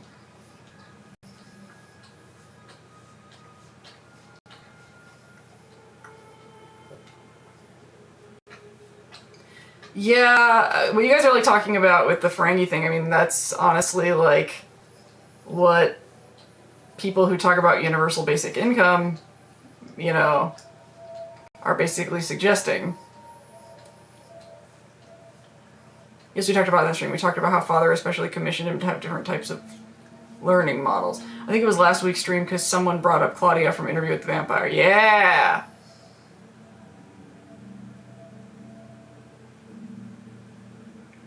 Synth Sean won't get older or physically mature. Child vampire thing.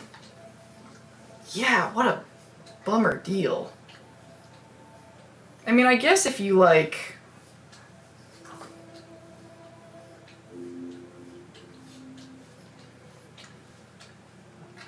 Wait, the synth child version of the father. Yeah, I hadn't thought of that. Maybe he should go visit Dima. Oh my god, yeah, and that's gonna be... Shit, what are we gonna talk about? So we talked about possibly next week doing the I think that the Mysterious Stranger thing is hilarious. But what were we talking about possibly doing next week, though?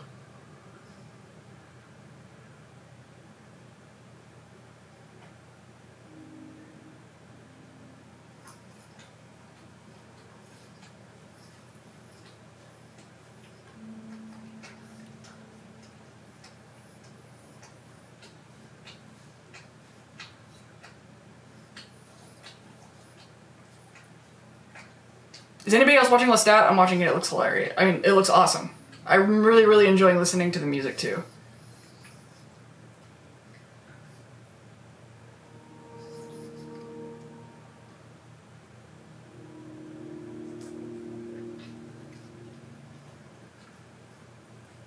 Dang it, what was it? Does anybody remember? Earlier I said something about how it would make sense to do another Nick Valentine thing and use the same footage. What were we talking about? I didn't write it down because I thought for sure if it was a thing that could be another video that I wouldn't forget it.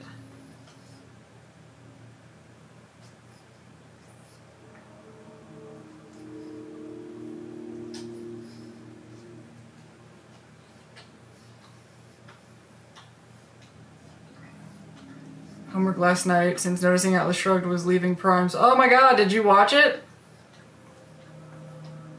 Did you watch Atlas Shrugged? I still have not seen that movie. The Atlas Shrugged movie. I still haven't.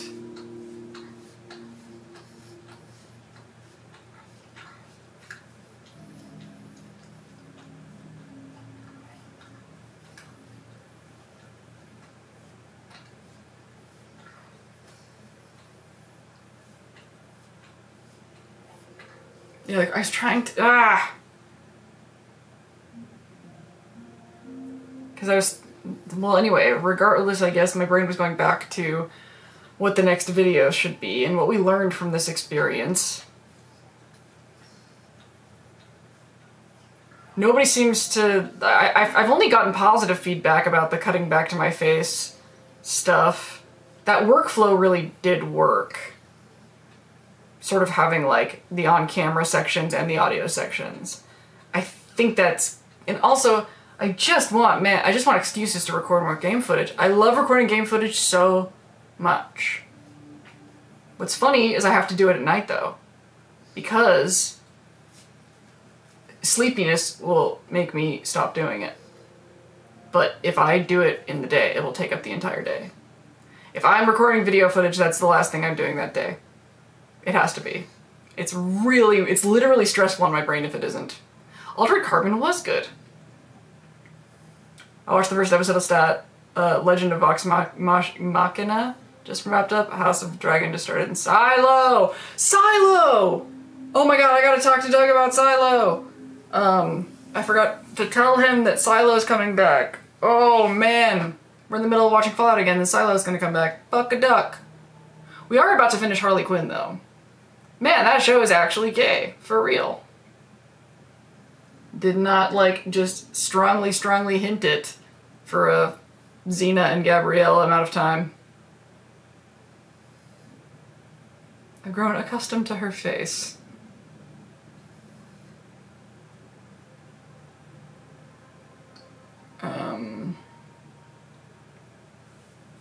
I'll never know what the topic was. But I guess the last thing worth mentioning is... Oh wait, no, we don't really have to do that yet.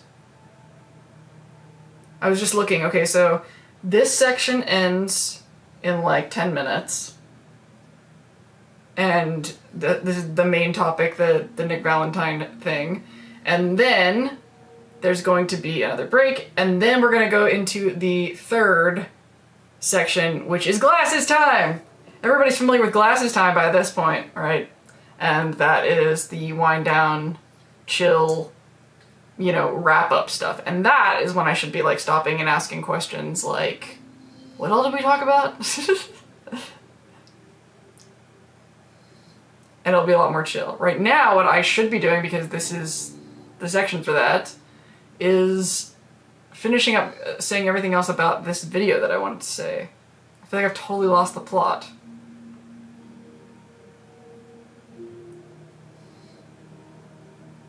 It sounded familiar to me. I've grown accustomed to her face. I didn't know what it was from, though.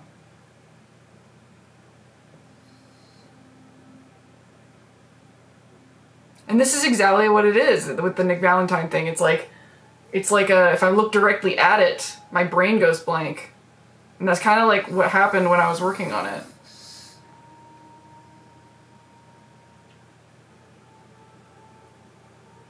The emphasis thing, I definitely wanted to talk about that. The orientation point thing is like the main thing that I was talking about there.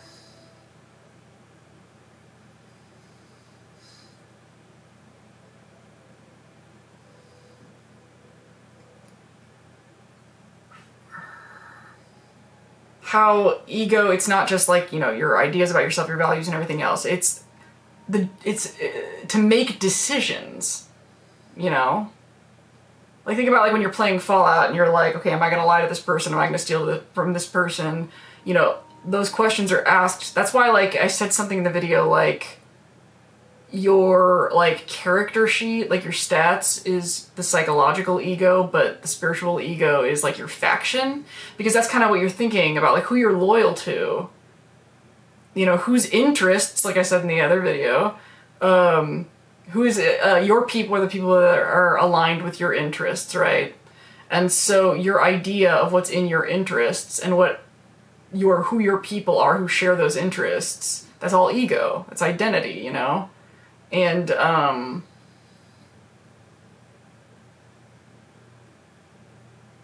the idea that Dima couldn't really make decisions and was sort of stoic and just sat in a cave until he had an identity, that is a point I wish I had put some emphasis on. How these things, they're not just labels. They are behavior orienters. And I think that so many people are traumatized by the assigned identities and labels that they've been given, that they like demonize labels completely. I just don't like labels. It's like, no, people who say they don't like labels just don't like accountability or responsibility. Because that's really what they don't like about labels.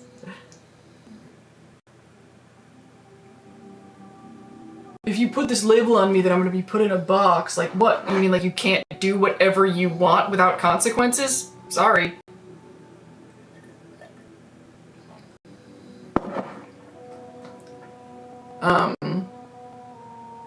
LOL, my dad, is your dad somebody who doesn't like labels? Or it's usually somebody's son that doesn't like labels. I like how you edited in-game footage to help your points. I love the clarification of what ego is. Really cool. I'm sure if I watched it under scrutiny, I could come off with more constructive thoughts.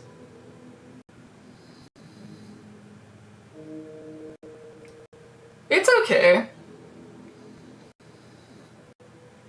Oh, does that mean I should have a new thing between...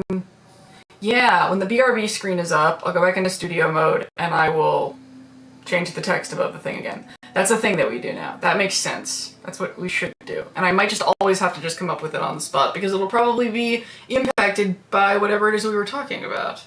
I think that's another thing about these streams that I've been trying to find my balance with is because I want to plan things in advance, you know, like I want to have an idea, but so much of what makes this stream what it is comes from y'all. And I'm not gonna know what you guys are gonna bring to the table until you're here. And I want to stay limber.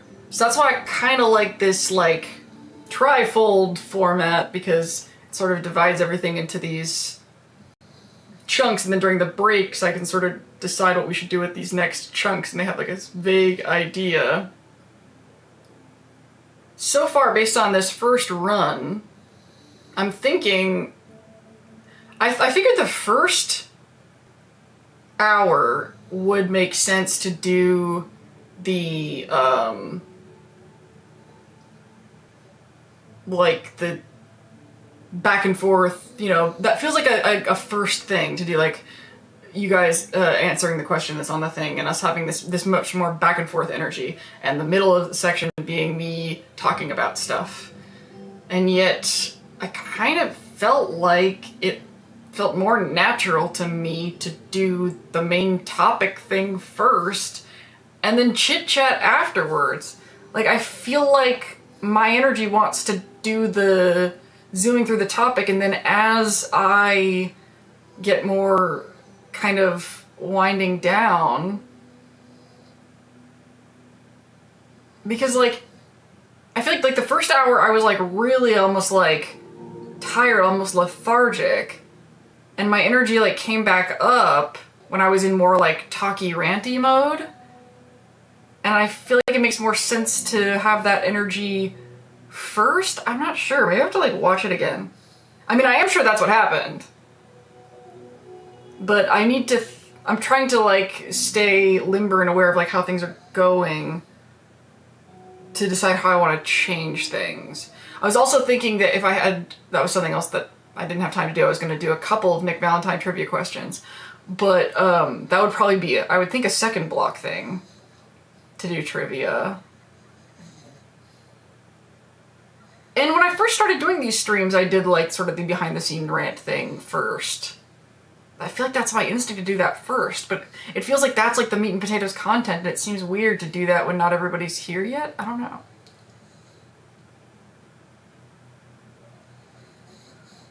I was explaining neurodivergent traits, and he was like, "Oh, I don't like labels. Ugh, the man who put his identity in oppressive, tyrannical, religious. Yeah, whatever. If people are processes, then art is like water from the stream. Can't drink from the same river twice. Yeah. My favorite fictional AI made by Bethesda is Juno from Starfield. I like her so...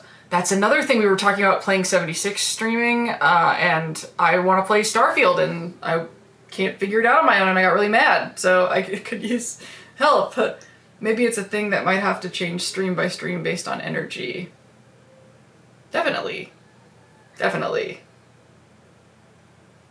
It's really just like the sections that are like kind of the solid thing now, but like I at least wanted that part figured out. Because right now, like, as far as the energy we're talking about now, like, I didn't know till afterwards. So, I couldn't really, like, make that decision on the fly. It wasn't really till afterwards, reflecting on it, that it probably should have been flipped around. I'll probably just keep playing with this.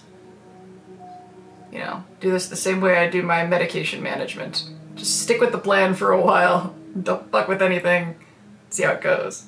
Okay, we are approaching second break time. I'm gonna come back with glasses, and this time I'm gonna remember that I don't need to turn Spotify off because it doesn't fucking matter to you guys. See you in 15 minutes.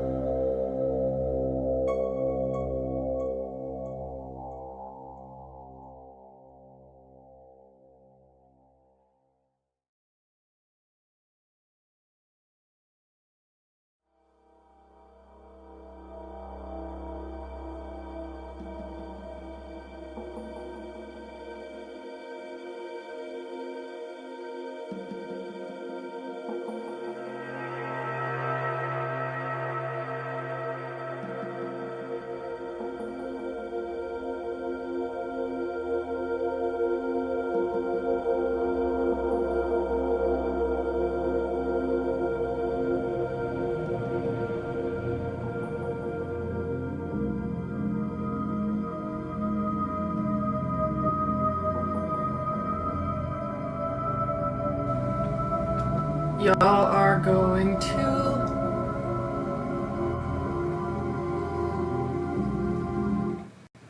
laugh at this. Okay, so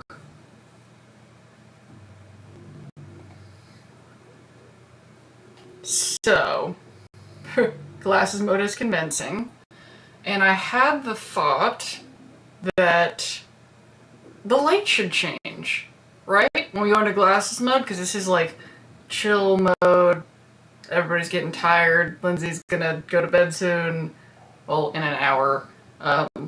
The idea is the stream would end at 9. 9 is the official closing time, so 8 to 9 is the wind down hour.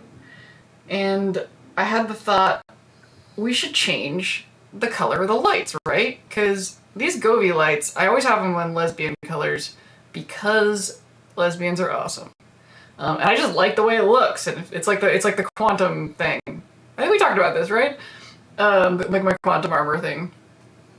But they can change at any time. So I was like, that would be cool. And so as I sit down, I realize, oh my god.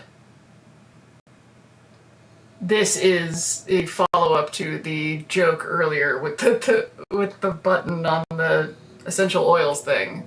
Because I can't change the color of the lights on the phone if I have the Wi-Fi connected. So this time it actually is a problem. This time... Is there a spot on my... Oh no, it's just a shadow. This time, the button is not right next to me. So I had to make sure my camera was focused one last glorious time. But now I have to go back to my Wi-Fi.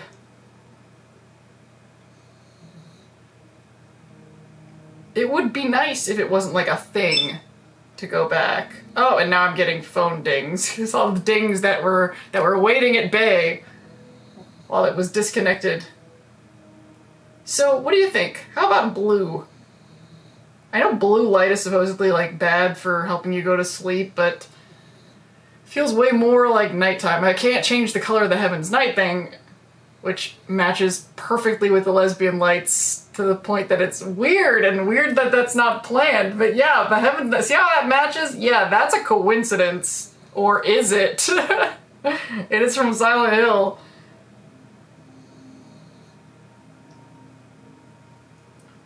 Okay, it is the den door light.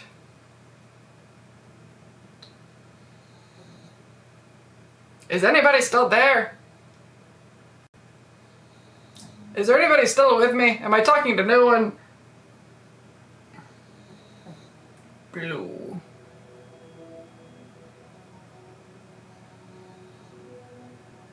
And then the other one can... I mean, the other one's kind of behind the thing, but it'll change the color temperature of the room. Den door, closet door. Blue.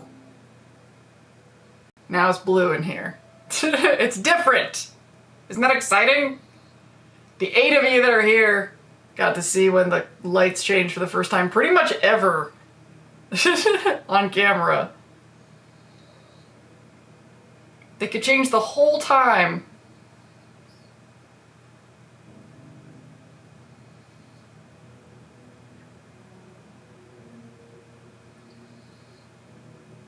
You're doing stuff! Thank you. Well, thank you for taking a moment out of stunned, for if that's how it's intended to be said. It is a little vaultier, yeah. But man, isn't it crazy how much the other color matches the Heaven's Night sign, though? Thank you for the bleep blop bloop.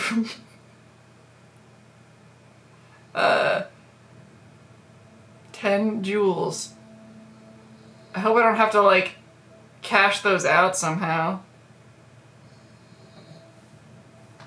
Okay, we are at the end chapter. We are at the end of the stream. So the idea of the third section of the stream is to do, I guess, open Q&A is what I have written down, which is kind of ridiculous. What is a panel? Like, people, if they had any questions, they would have asked them by now. Recap major stream events, points, Oh yeah, and I think about this like every week. Is like I need some sort of ending catchphrase. We talked about rating. Oh yeah, that was the thing I was supposed to look up. Look up whatever the equivalent of YouTube rating is.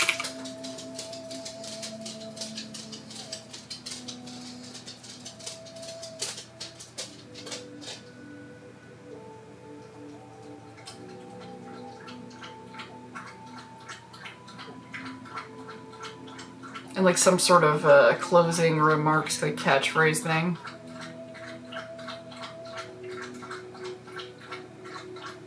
I am still awake, apparently. Is it late for you?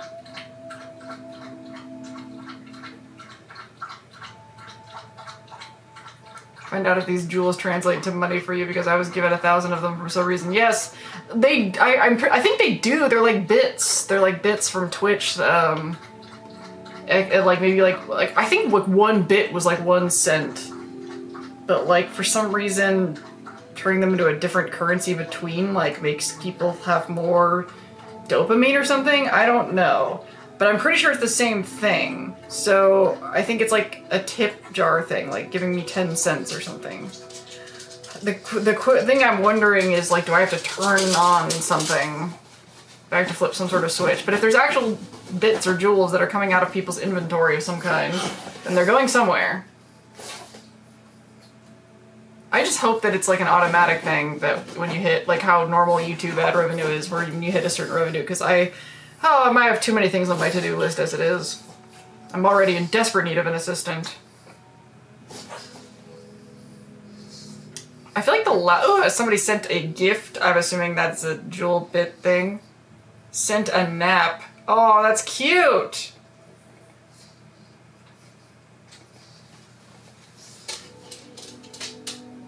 Oh, we're supposed to click on these things. I think I've gotten these before, and I didn't know I was supposed to click on them. Oops. These things, there's so many knobs and switches. It's a pug on a rug! There's a pug running around behind me. I also notice I'm absolutely like having the problem where I will like remember what I want to talk about until I sit down. And then I'm like, shit, what was I gonna say? And then as soon as like I take a break and I go outside and I fake smoke, and this isn't a vape either, it's just flavor. And then I'm like, oh yeah, I want to say this, and this. Be so talkative, and then I sit down. Because, as autistic as I am, I actually really benefit from like a human being like sitting in front of me and like that energy. Like, and playing off of that for my energy to keep talking.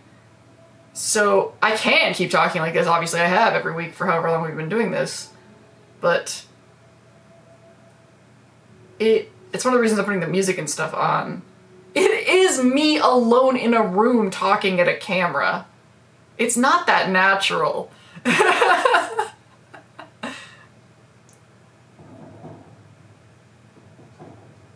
Like, my autism loves it. My ADHD, which is funny because like ADHDers are like streamers all the time.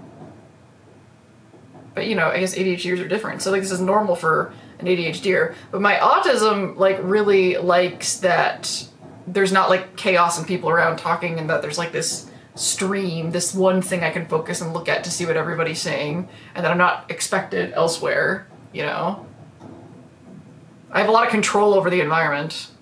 But the ADHD though is like, I mean, you guys have seen what it's been like with the scents and this and like I'm antsy. Like there's something missing for my brain to be comfortable. And but there's another aspect of this that's like the most fun I've ever had. So it's like just constantly trying to figure it out.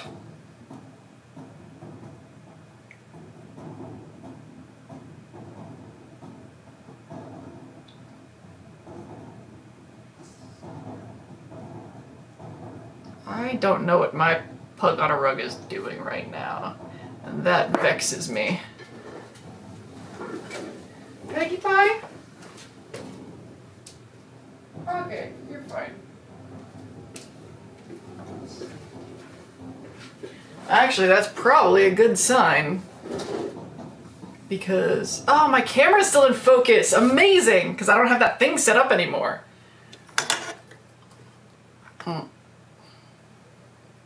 Thank God it didn't change the focus.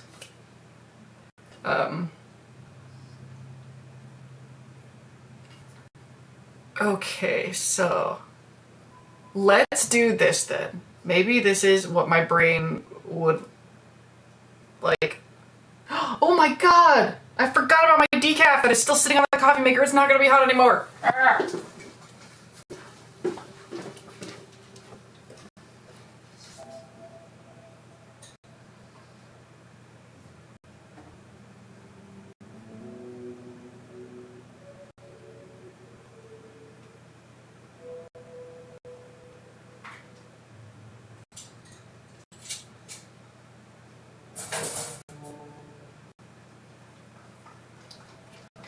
It's still hot! It's still hot! We did it! I was hoping to save up enough of those weird points to be able to do Happy Pride one. I know we're at the end of Gay FOMO month. Oh, now it is gonna be out of focus, you son of a bitch! I'm gonna have to armpit the camera again. Aha!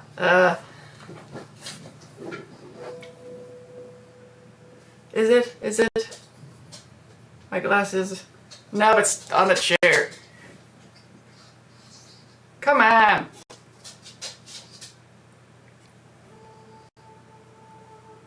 Fuck a duck. Please reconnect easily.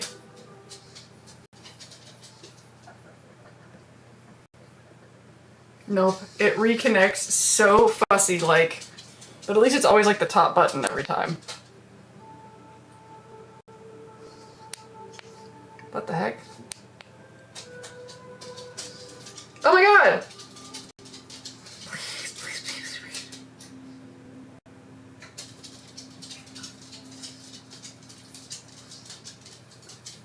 It might be being easier than I thought it would be. Come on.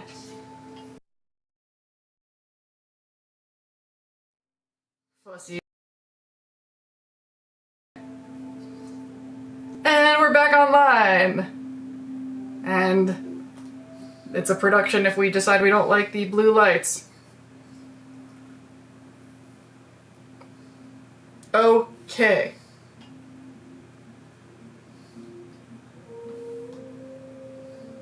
So, we got the focus thing back up.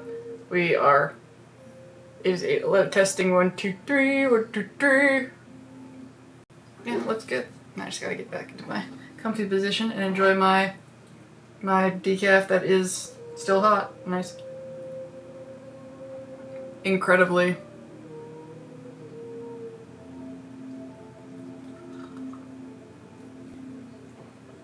Test, you passed.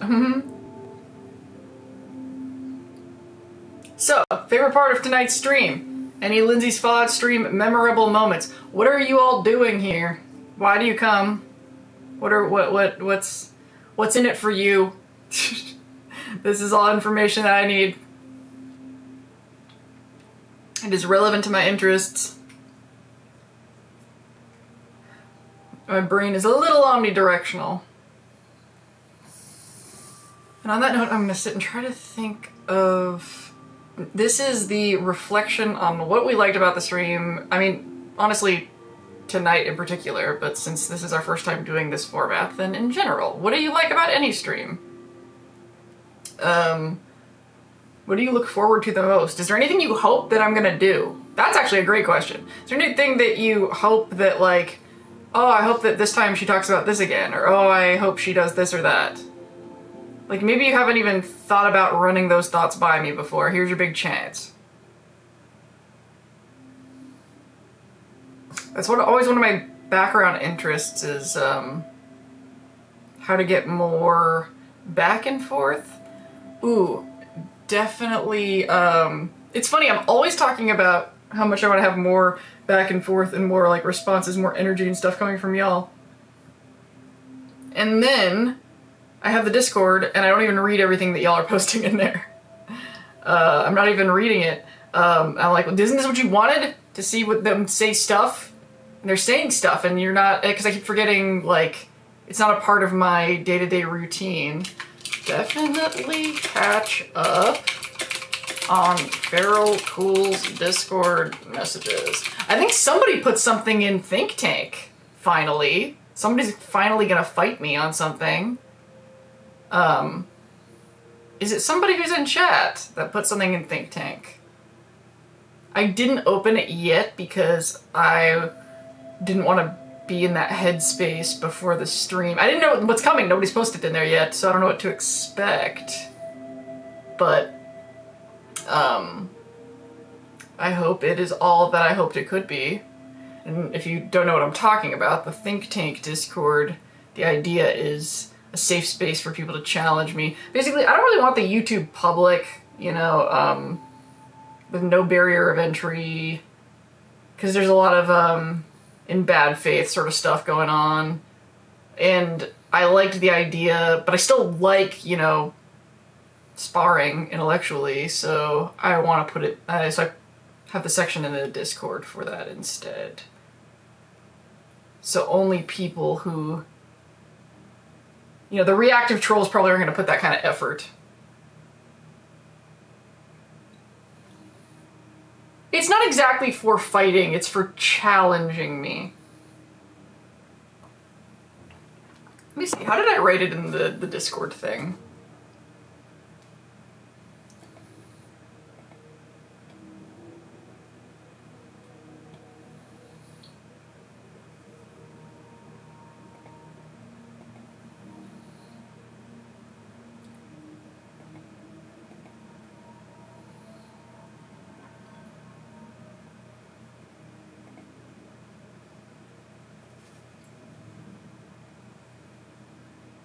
I never put a description for it in the thing.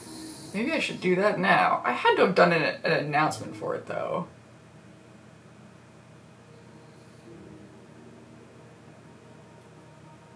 I hope I did.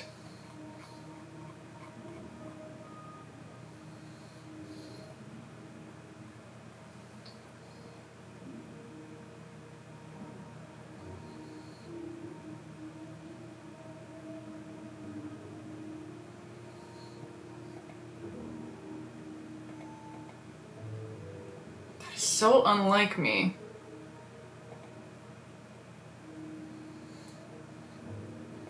Did I like just explain it during the stream?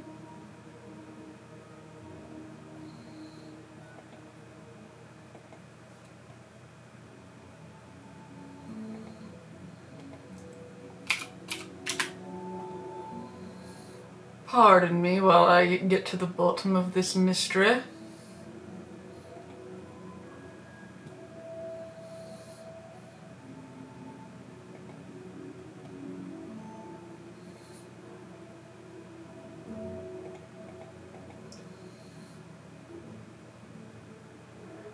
I put a thing on I put it on YouTube posts. Latest Discord update is with the channel we're calling Think Tank, which is your safe space to fight with me. I want to keep my ideas sharp, so tell me how wrong I am so I can tell you how wrong you are about how wrong you think I am, and we can all get smarter. Yeah, that's a good description. I'm just gonna copy that in.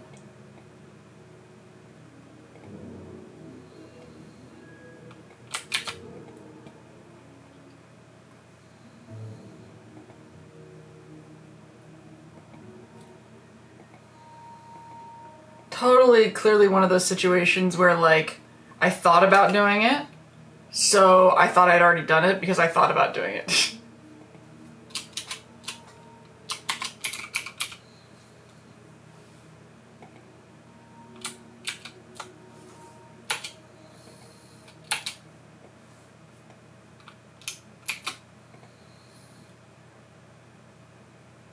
Yes, your safe space to fight with me. I want to keep my ideas sharp, so tell me how wrong I am so I can tell you how wrong you are about how wrong you think I am, and we can all get smarter. That is perfect.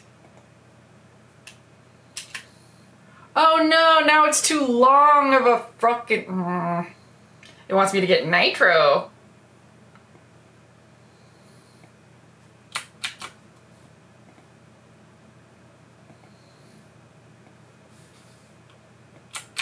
And now it's gonna be like, no, this is gonna work, this is gonna work.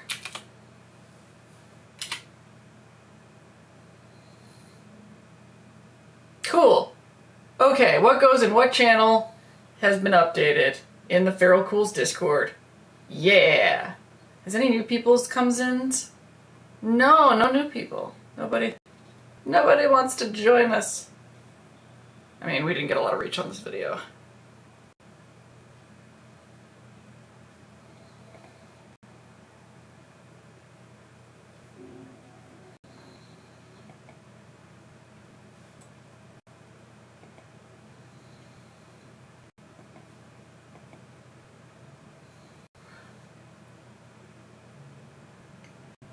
Come at me, foe.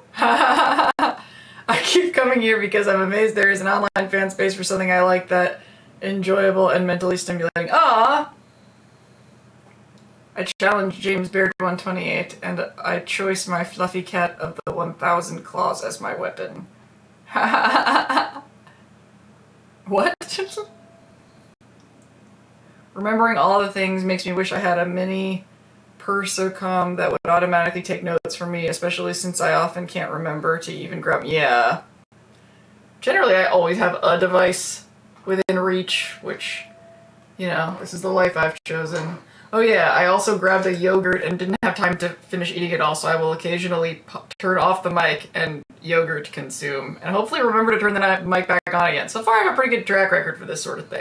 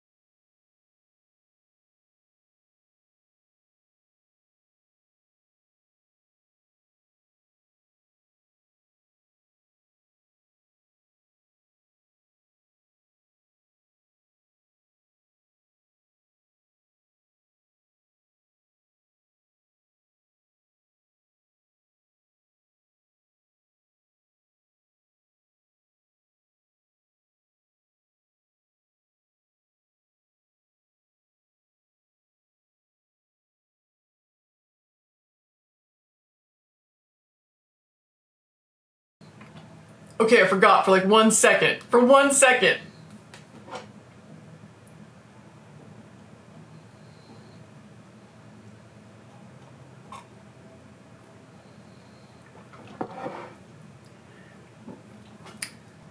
You know what I have the weirdest hankering to do? Actually, it started during the break. To just, like, play Skyrim all night like a 12-year-old. I don't think I've thought about, like, actually playing Skyrim forever, but for some reason I'm, like, having a Skyrim craving.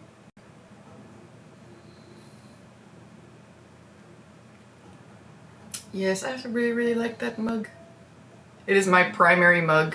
It's my color, like this shirt and, like, aqua-leaning blue, which I thought and lamented that it didn't look good with Vault-Tec blue, but they're proving me wrong on the show. They have Lindsay blue cupboards in the kitchens, and everybody's still in those suits, and it looks good together, and I'm like, I'll be damned. Like this shirt and this Vault-Tec chair.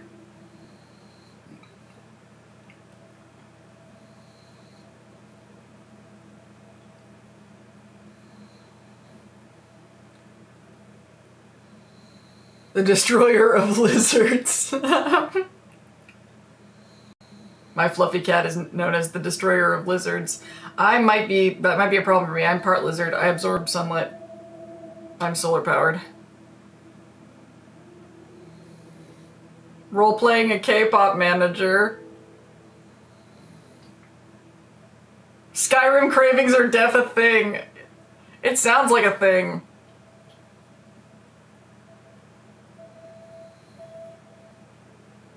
It's weird, like, what's a way to play Skyrim that I never have? Like, Like, next time I do Disco Elysium, I want to do it like superstar cop, super arrogant, smug, like thinks he can talk to otherworldly forces, Inland Empire. And my current Cyberpunk is my asshole playthrough. Guys, I cannot believe how hard it is for me to do an asshole playthrough. Like, I can't do it. These people are real to me. They're real to me. I was like, I can't believe I let the first Cyber Psycho live. I took the stupid flaming crotch man to the Ripper Doc. I couldn't let him down. I was like, I ruined my asshole playthrough right at the beginning because I actually took the flaming crotch man. I can't do it. I'm like, this is like wigging me out that I can't do this to the point that I like think I have to do it for like personal growth reasons. Like, what if this is like the secret of like why I'm not successful in life, that I'm like a people pleaser even inside Cyberpunk 2077? That's not, it doesn't feel normal.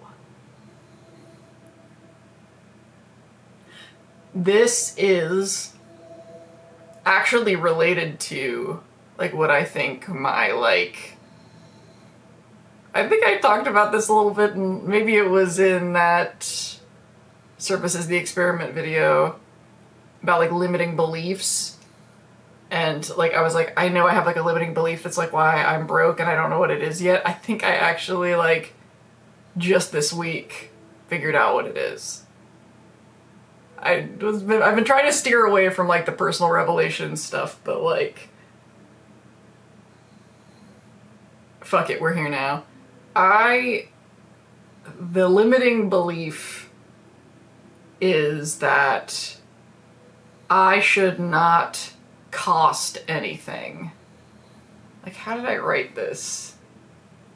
Because, you know, I'm not a good writer right now, so, like, when I had this thought, I was like, well, crap, now I have to figure out how to explain the thought, and I have to use words to do that, and that took some effort.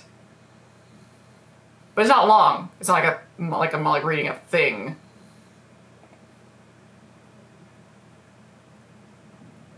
I said, I believe my participation, like in general, has a cost to other people. So I keep trying to make myself take up less space while desperately wanting to participate, belong.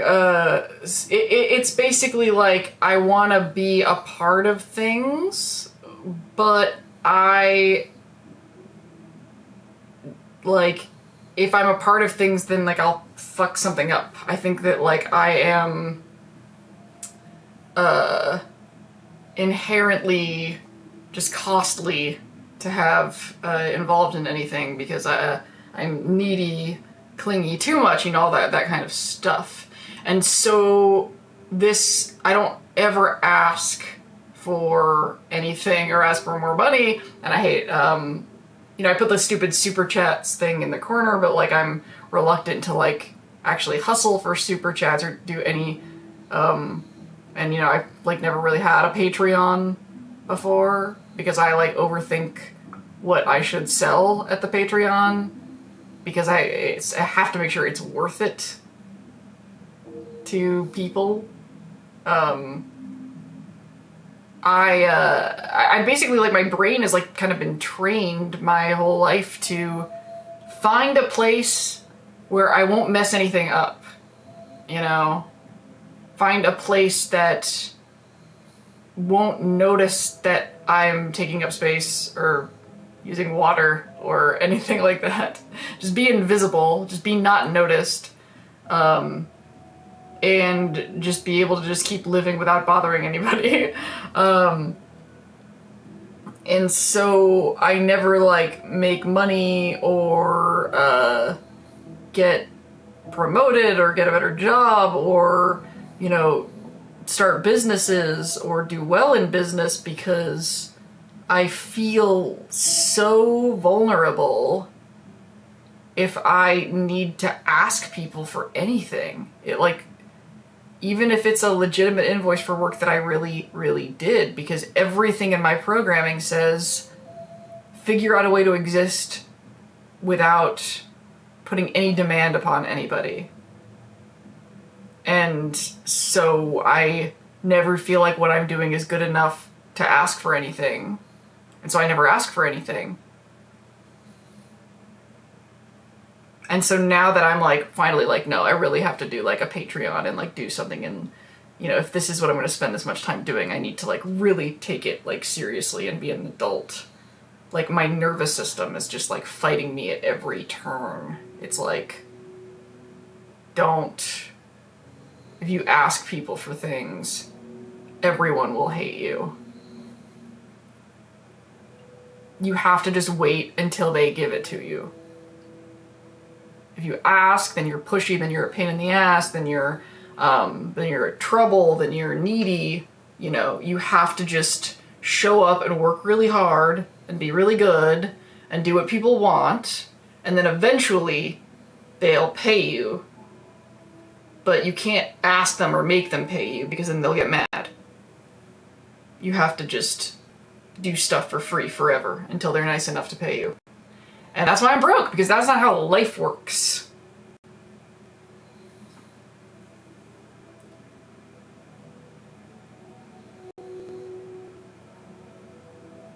Use the Khajiit mod that makes you into a house cat. Just be a house cat! Is there really? Did I lose focus again? No, not on my watch. Not on my watch. Right there with you, and I really wish I was in a better spot for a toss a coin to your witcher! Toss a coin to your Dinzer. Oh, Valley of not really so much, but maybe a little sometimes.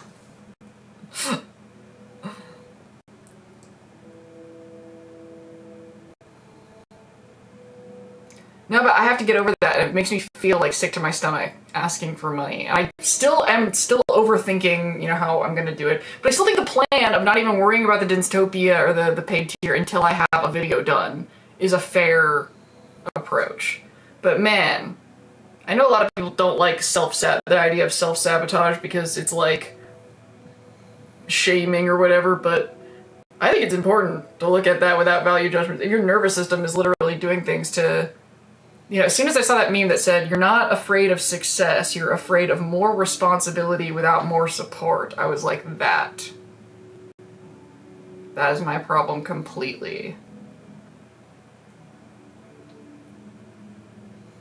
Like, if I do this, and I'm like dependent on it, then I'm gonna owe people things. But I feel really, really disconnected from the human race right now. At this vibrational thing.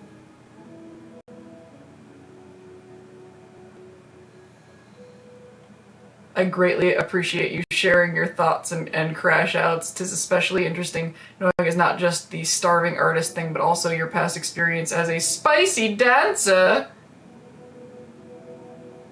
Are you talking about when I was a stripper? I mean, what else could you mean by spicy dancer? Self-sabotage is a thing more people should recognize and talk about. Yeah, because you're seeing like what your nervous system is actually afraid of, as opposed to like what your mind is afraid of. You know, like I'm afraid of, you know, not being able to pay my own bills, but my nervous system is afraid of being responsible for things that I can't maintain. You know, it doesn't want me to,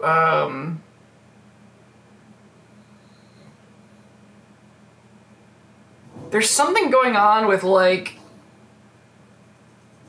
protecting my fantasy of my potential, you know? Like, if I keep fantasizing that I'm gonna do all these things someday and I never actually do them, then the fantasy's still alive. But and maybe that comes from, you know, I wanted to be a filmmaker my whole life, and then I went to LA for 6 years and I was like, I hate this.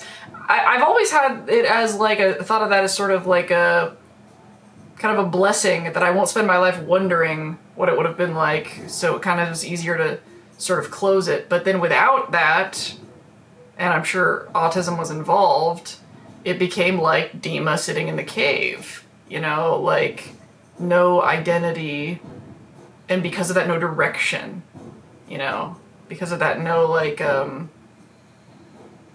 and that was that time, the brain crash thing. You know, I left LA, I think in 2018, and then I just putzed around at my mom's house for 2 years.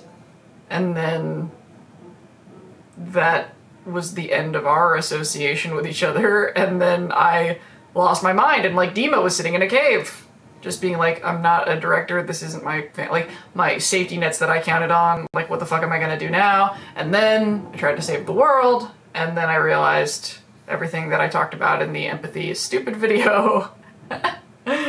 And that pretty much brings you up to date. Now I talk about a video game. You are doing more to feel connected with the vids and live stream than some of us, so I hope you feel some good about that. But also, thank you. It's like, this is definitely like the thing that is making me feel like more connected than anything else. That's why like Fallout kind of took this center of my attention. And the Atlas Omnicorp stuff, who I guess I missed him. I guess he popped in and then he popped out, but there is more work to be done. And also, the things that look like scary to other people don't look like... I'm scared of different things. So basically people look at like the choices that I've made with putting my face on YouTube and all the other crazy stuff that I've done. They're like, oh, Lindsay's got guts and all that. Yeah, because you're seeing the stuff that I am doing and not the stuff that I'm not doing. You know, I am not scared of a lot of things that other people find scary, but other people are perfectly fine doing things like when I was trying to get like the transfer a title for my Kia before it got busted. That, like having to talk to DMVs, anything that I call like Muggle Matrix, like talking to the government, IRS, any of that, like I lock up. Like I would rather be like giving a speech in front of thousands of people. I would easily rather sing for thousands of people. I mean, there comes a point where if there's so many people watching, then obviously they're not paying that much attention. You know, like there's a million other people out there. I'm not, and also, similarly, so I have a lot more vulnerability and fear about releasing my singing stuff. I still haven't even put any of it online yet.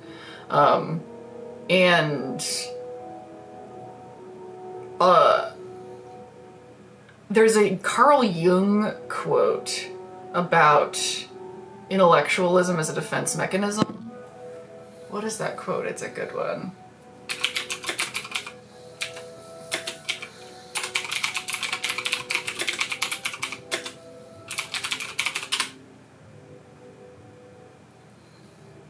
Intellectualism is a common cover-up for fear of direct experience. Yeah, I am a big one for that. So while I'm making these videos and I look all confident and I'm putting my face and all my thoughts and stuff out there and sharing my trauma and all of that, it looks like I'm being transparent and brave, but it's actually a defense mechanism to keep people from getting close to me. So it's actually the opposite of brave if you look at the starting point that I'm operating from. I talk about feelings to avoid exchanging any. You know, like people who use therapy speak instead of like actually like emotionally connecting with other people. And that's why I'd end up in all these toxic relationships with all these avoidants, because they didn't ask anything of me emotionally either. It's all very calling yourself out on your own shit sort of stuff.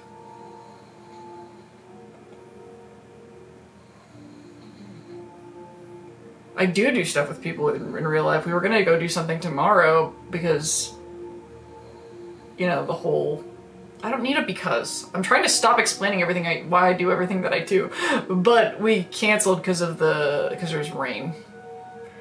And I could probably use the time to get ahead on something.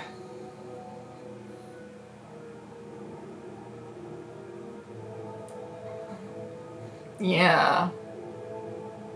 It's defense mechanisms are sneaky bastards. I mean, we kind of talked about that in the video today with the Nick Valentine. We were talking about people twisting their brain in knots to make themselves good. I had a way longer kind of example tangent for that in the footage, but this is the first video that I've actually exported an extended cut of. So when the Patreon or whatever that happens, then it will have, like, extended cuts of whatever videos that I do an extended cut for. I need to do more reels though too. Ugh, I have to get this workflow together and just let things however long they take. And I'm also in the process of redoing the artwork at zmdanga.com. It's currently AI. It's not just AI generated, it is AI composited. There's still like compositing that went into that. It wasn't just the machine spit out the picture. But regardless, I'm replacing it with something that I'm actually drawing, and I'm doing that. I mean, it's the same picture, it's just not gonna be like the same primary, because I liked that picture, it's the reason it looks the way it does, but it's gonna be drawn by me this time. And I'm trying to figure out what the hell my art style is. And because, like, I'm not an illustrator, but I am a graphic designer. So I'm like, okay, work from there. You do have taste in what makes things look good. You know what you want your website and your vibe and everything to look like. So make a picture, not with your hands. So, but I'm trying to, like, sort of synergistically, like, okay, what do I like? And also what is, like, feasible for my brain to do. And so I was thinking about, like, is art that I've seen that's like graphic design, and I thought of Night in the Woods, and I've also been craving that. I wish I could play Night in the Woods faster. I think I have a stronger craving for that even more than for Skyrim. And I wanted to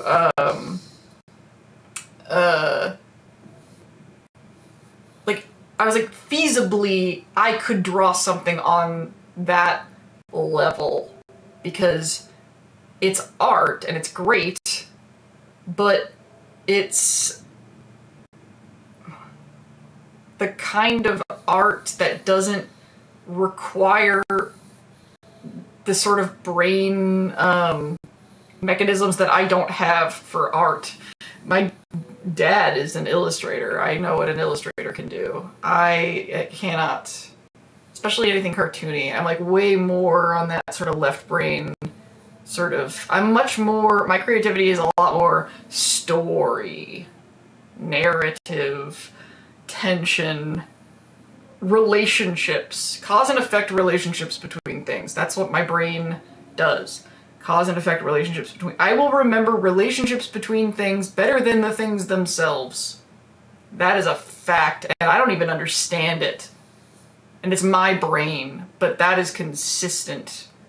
Like, if my brain was gonna do what it wanted to do, it would just say the thing and the thing and the thing and the thing and the thing and the thing. And I would just talk about relationships between things. It's why I can't write, or haven't successfully written fiction narrative, because I can't write things that aren't conversations, because you have to know what things are called everywhere. Everything's called stuff. There are words all over the place. Tension and release is a big part of art. Hey friends, just watching Nick Valentine, but thank you! Thanks for watching. Samuel302. Finding a personal art style is a thing I've been battling for my whole life and holding me back, so I get it.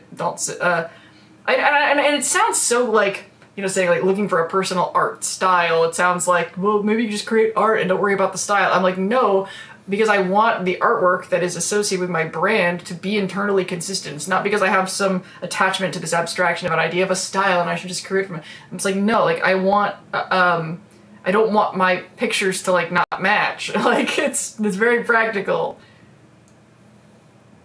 My dad was an illustrator too. Crazy! Many can fully understand it, which also applies to writing.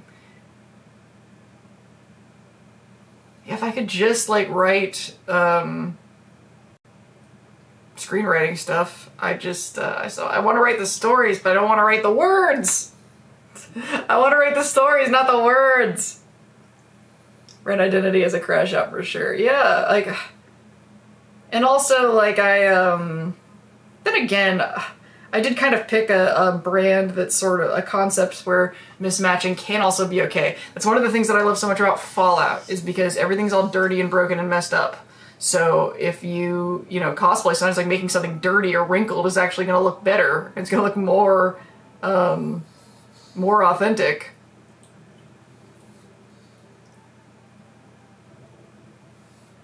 So now I'm sitting here like, should I work on that picture tonight, or should I have my 12-year-old Skyrim binge? I'll probably get tired before. I always think I want to do things like that, like I like wanting to capture that feeling of like when you're a kid and you're playing video games at night again, but you never really can as an adult, at least in my experience. I don't have that level of alertness, especially right now with everything I'm trying to figure out. Do what makes you happy? I don't know what makes me happy. No, I do know what makes me happy. Recording all the in-game footage and things like the Nick Valentine video. That's something I'm going to increasingly try to figure out, because the amount of time I freaking take up, the amount of hard drive space, man, but I love doing it. And I really enjoyed doing it for like a lore story video more than like, no, I really enjoyed the locations videos too, but like the real, like, what I get excited about, like I recorded footage for the whole like kind of synth journey of Paladin Dance not that long ago that I'm so excited about putting into a video. Oh my god, how am I gonna narrow down my next synth topic? Okay, here's what the general vague bubble of what I'm interested in is, oh shit, we're like 15 minutes out. The general bubble of what I'm interested in is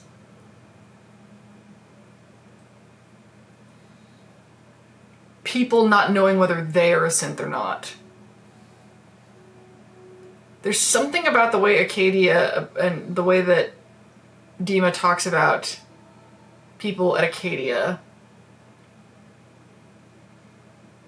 This is kind of like the queer lens stuff, but I'm thinking more like neurodivergence, honestly. Like how when you're autistic, you don't know if you're autistic or not. Something about the way that Kasumi talks about feeling different from other people and all of that other stuff, and there's no way that isn't fatal. There's no test, like there's no definitive autism test. That's not a thing. It's a lot like being gay. It's like, look at the definition of the thing, look inside yourself, measure your feelings against events, and does it line up with the thing? And I really want to talk about like the experience of knowing what it's like to just not be certain of like who or what you are, and how vulnerable you are to a promise that somebody like Dima is making. Like, regardless of what you think of Dima and the choices that he made in the story, one should examine whether anyone should have the power or do what he's trying to do. Like, it sounds... I don't know how I would talk about this without talking about my personal experience. But this... I don't know if any of you saw this before I, like, immediately got rid of it, but I was working on a novel called Charlie's Retreat, and I decided I don't want to work on novels for a while. But, like, it's about, like, a trauma healing sort of internet guru and a trauma healing retreat. And there's so many similarities to what was going on in that book with that character in that trauma healing retreat with Dima, and like, it's almost like no matter how good you or your intentions are in that position, you are a cult leader because of the vulnerability of the target market. Like, to position yourself to be able to help people questioning their reality at that fundamental level is inherently problematic, because when we're talking about identity questioning, we're talking about the most vulnerable that a human being can be. Because like we have talked about with Dima and, sitting and doing nothing for a year, and the vacuum when power structure is removed and how there's nothing there, like you literally can't move. You can't decide what to do until you fill that space with something. That just, it's like a compass of how you make decisions on why you do or what you do in society, like in the world. How you move through the world, your avatar. And so if you are questioning that bottom level, then the person you are turning to has unbelievable amount of power over you. Unbelievable. The responsibility. This is like the responsibility that a parent has when they give birth to a child. You are this person's portal into a stable reality. It is an unbelievable responsibility. And it's a necessary job. Somebody has to help these people. But you're seeing this on TikTok and Instagram every day. People who are lost, who are turning to these internet gurus for some sort of orientation in this fucking world that has let them the fuck down.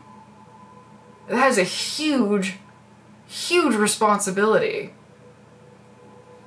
And I think that's one of the reasons I also really respect Kasumi as a character, because she wasn't just blindly looking for answers from anyone who would give it to her. When she gets to Acadia and sees that stuff about Dima doesn't add up, she starts asking questions.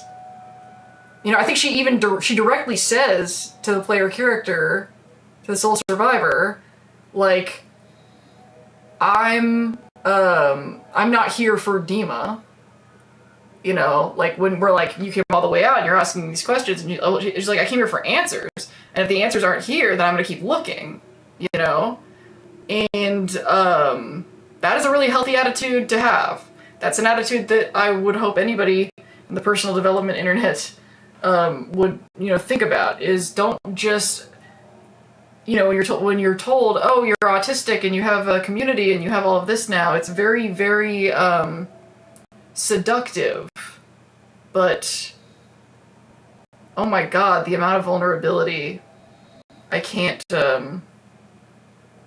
don't really know how I want to talk about it, because it's so well laid out in Far Harbor, this scenario, that I have this like really intense direct experience with, but I gotta figure out a way to talk about it with talking about my direct experience as little as possible.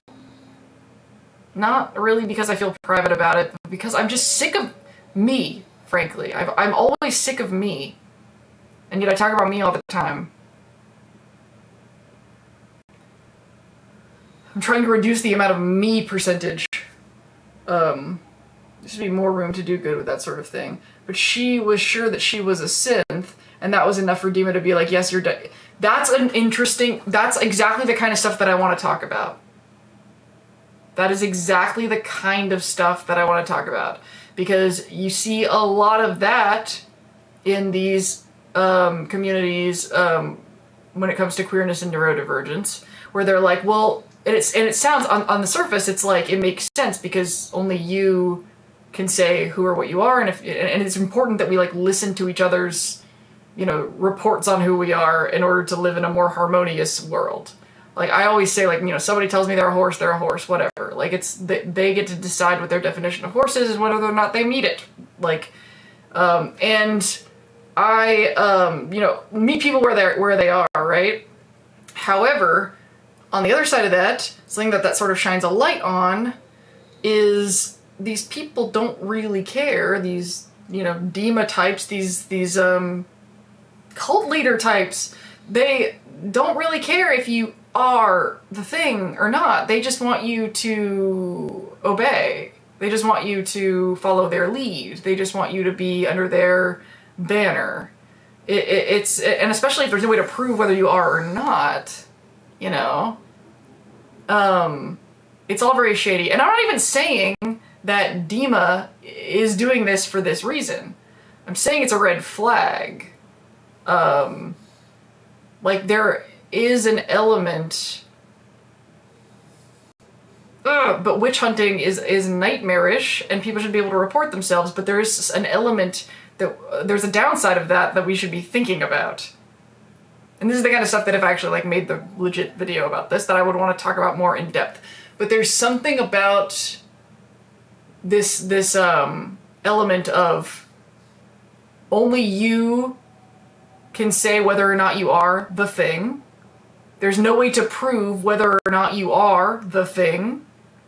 People around have actually legitimate reasons to be worried about whether or not you're the thing. Like, if you're a synth and you have programming to, like, open fire on the market, then you might not even know it, and then one day start opening fire on everybody. It could just, you know, nobody really knows for sure, you know, how the Institute is controlling people, and or like how the programming of these sneak attack things works, or how to prevent or how to erase it. I mean, I guess I'm assuming that the personality replacement they think gets rid of... Actually, if somebody could shine some light on that in the comments, I'd actually be curious if the railroad memory... That's another thing that's a good video topic, is the... Okay, I'm gonna write down these things. Of course, at the very end of this, I'm supposed to be done in 5 minutes, is when we're really starting to cook. Okay. So, synth idea, the boy.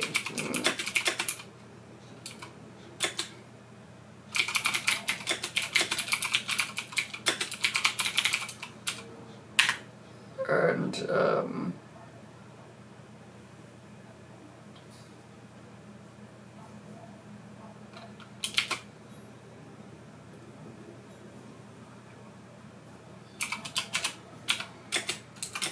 now, like, I also kind of have to go to the bathroom, too. So it's like my body also making sure that I don't stay too late. Okay, so you say you're sick of talking about you, but it does speak a lot to me. Aw, I'm trying not to sound egotistical and relaying that. Aw. Well, I'm glad that you enjoy it. But I think there's something about it, though, that is one of the reasons why the channel isn't growing, though.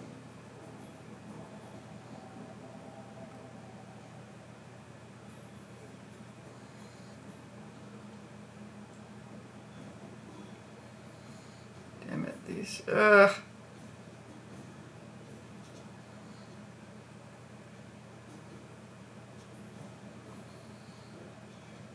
It's funny how sometimes my brain will have that, like, deer in headlights thing, because I know I'm streaming and, like, my face is all over the internet right now, and I'm like, oh, everyone's looking at me. Nobody's looking at me. 9 people are probably looking at something else. Now, what the heck was I just saying / thinking? We were talking about the video topics, potential video topics for next synth stuff that I wanted to talk about. The blankness of identity for behavior orientation, and the two, come on, brain.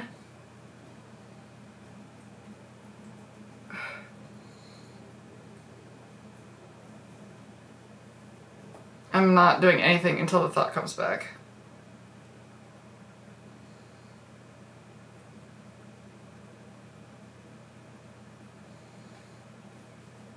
I'm gonna turn off the music in case that helps.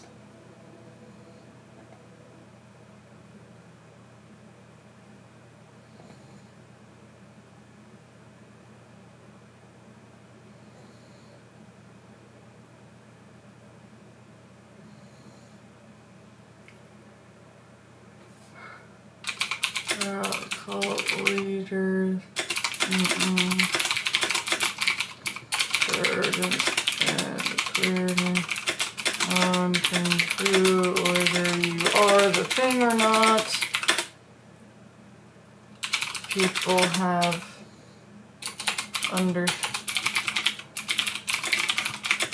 So the understandable reasons to fear thing doesn't really apply to queerness so much as it has to do with, I mean, neurodivergence and, like, sort of mad pride. Like, there's something different about your brain is what really scares people.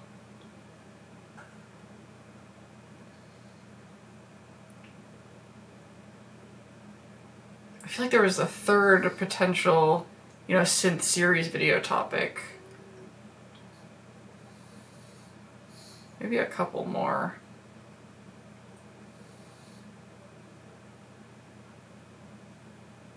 I was like about to talk about a comparison of two different things. There was the comparison of Dima's imprint, or Dima's lack of imprint versus Valentine's imprint, and then that would be fun, kind of fun to shoot some like abstract angles on that. But there was like another angle that like I barely even touched in this video that I really want to talk about when it comes to synths. I think Valentine through just queerness lens. Yeah, that might be a topic that does well in this. Why does that make me want to do it less? I don't know. It's like I still haven't mentioned Allegory of the Cave yet.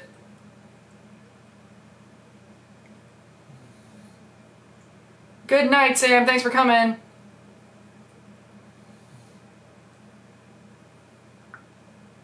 Where's actually felt before therapy and sound like hidden synthing. Oh yeah. Then they kidnap and interrogate synths so they can learn their mannerisms by Synth Retention Bureau. I've never tried to build a YouTube channel, but I constantly appreciate. Oh really? Cool. Oh, I guess you're just left to. The original human is then executed by the Institute. You find one of the bodies in Far Harbor, which is weird. Unusual. But I am not, but I get that others' issue might be as body cam channels show all too often.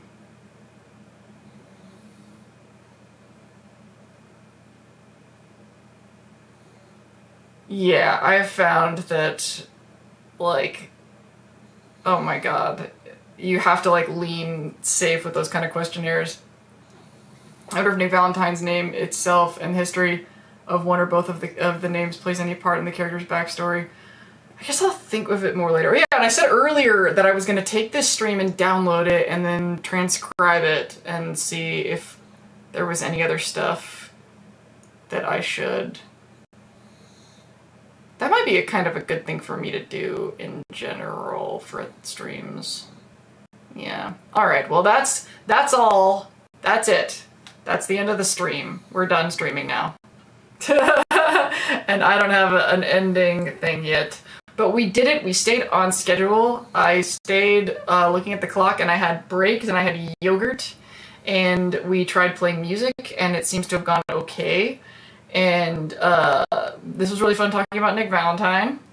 And I'm gonna keep trucking through my new schedule, and it's gonna get smoothing out every week. It's gonna get smoother and smoother and smoother.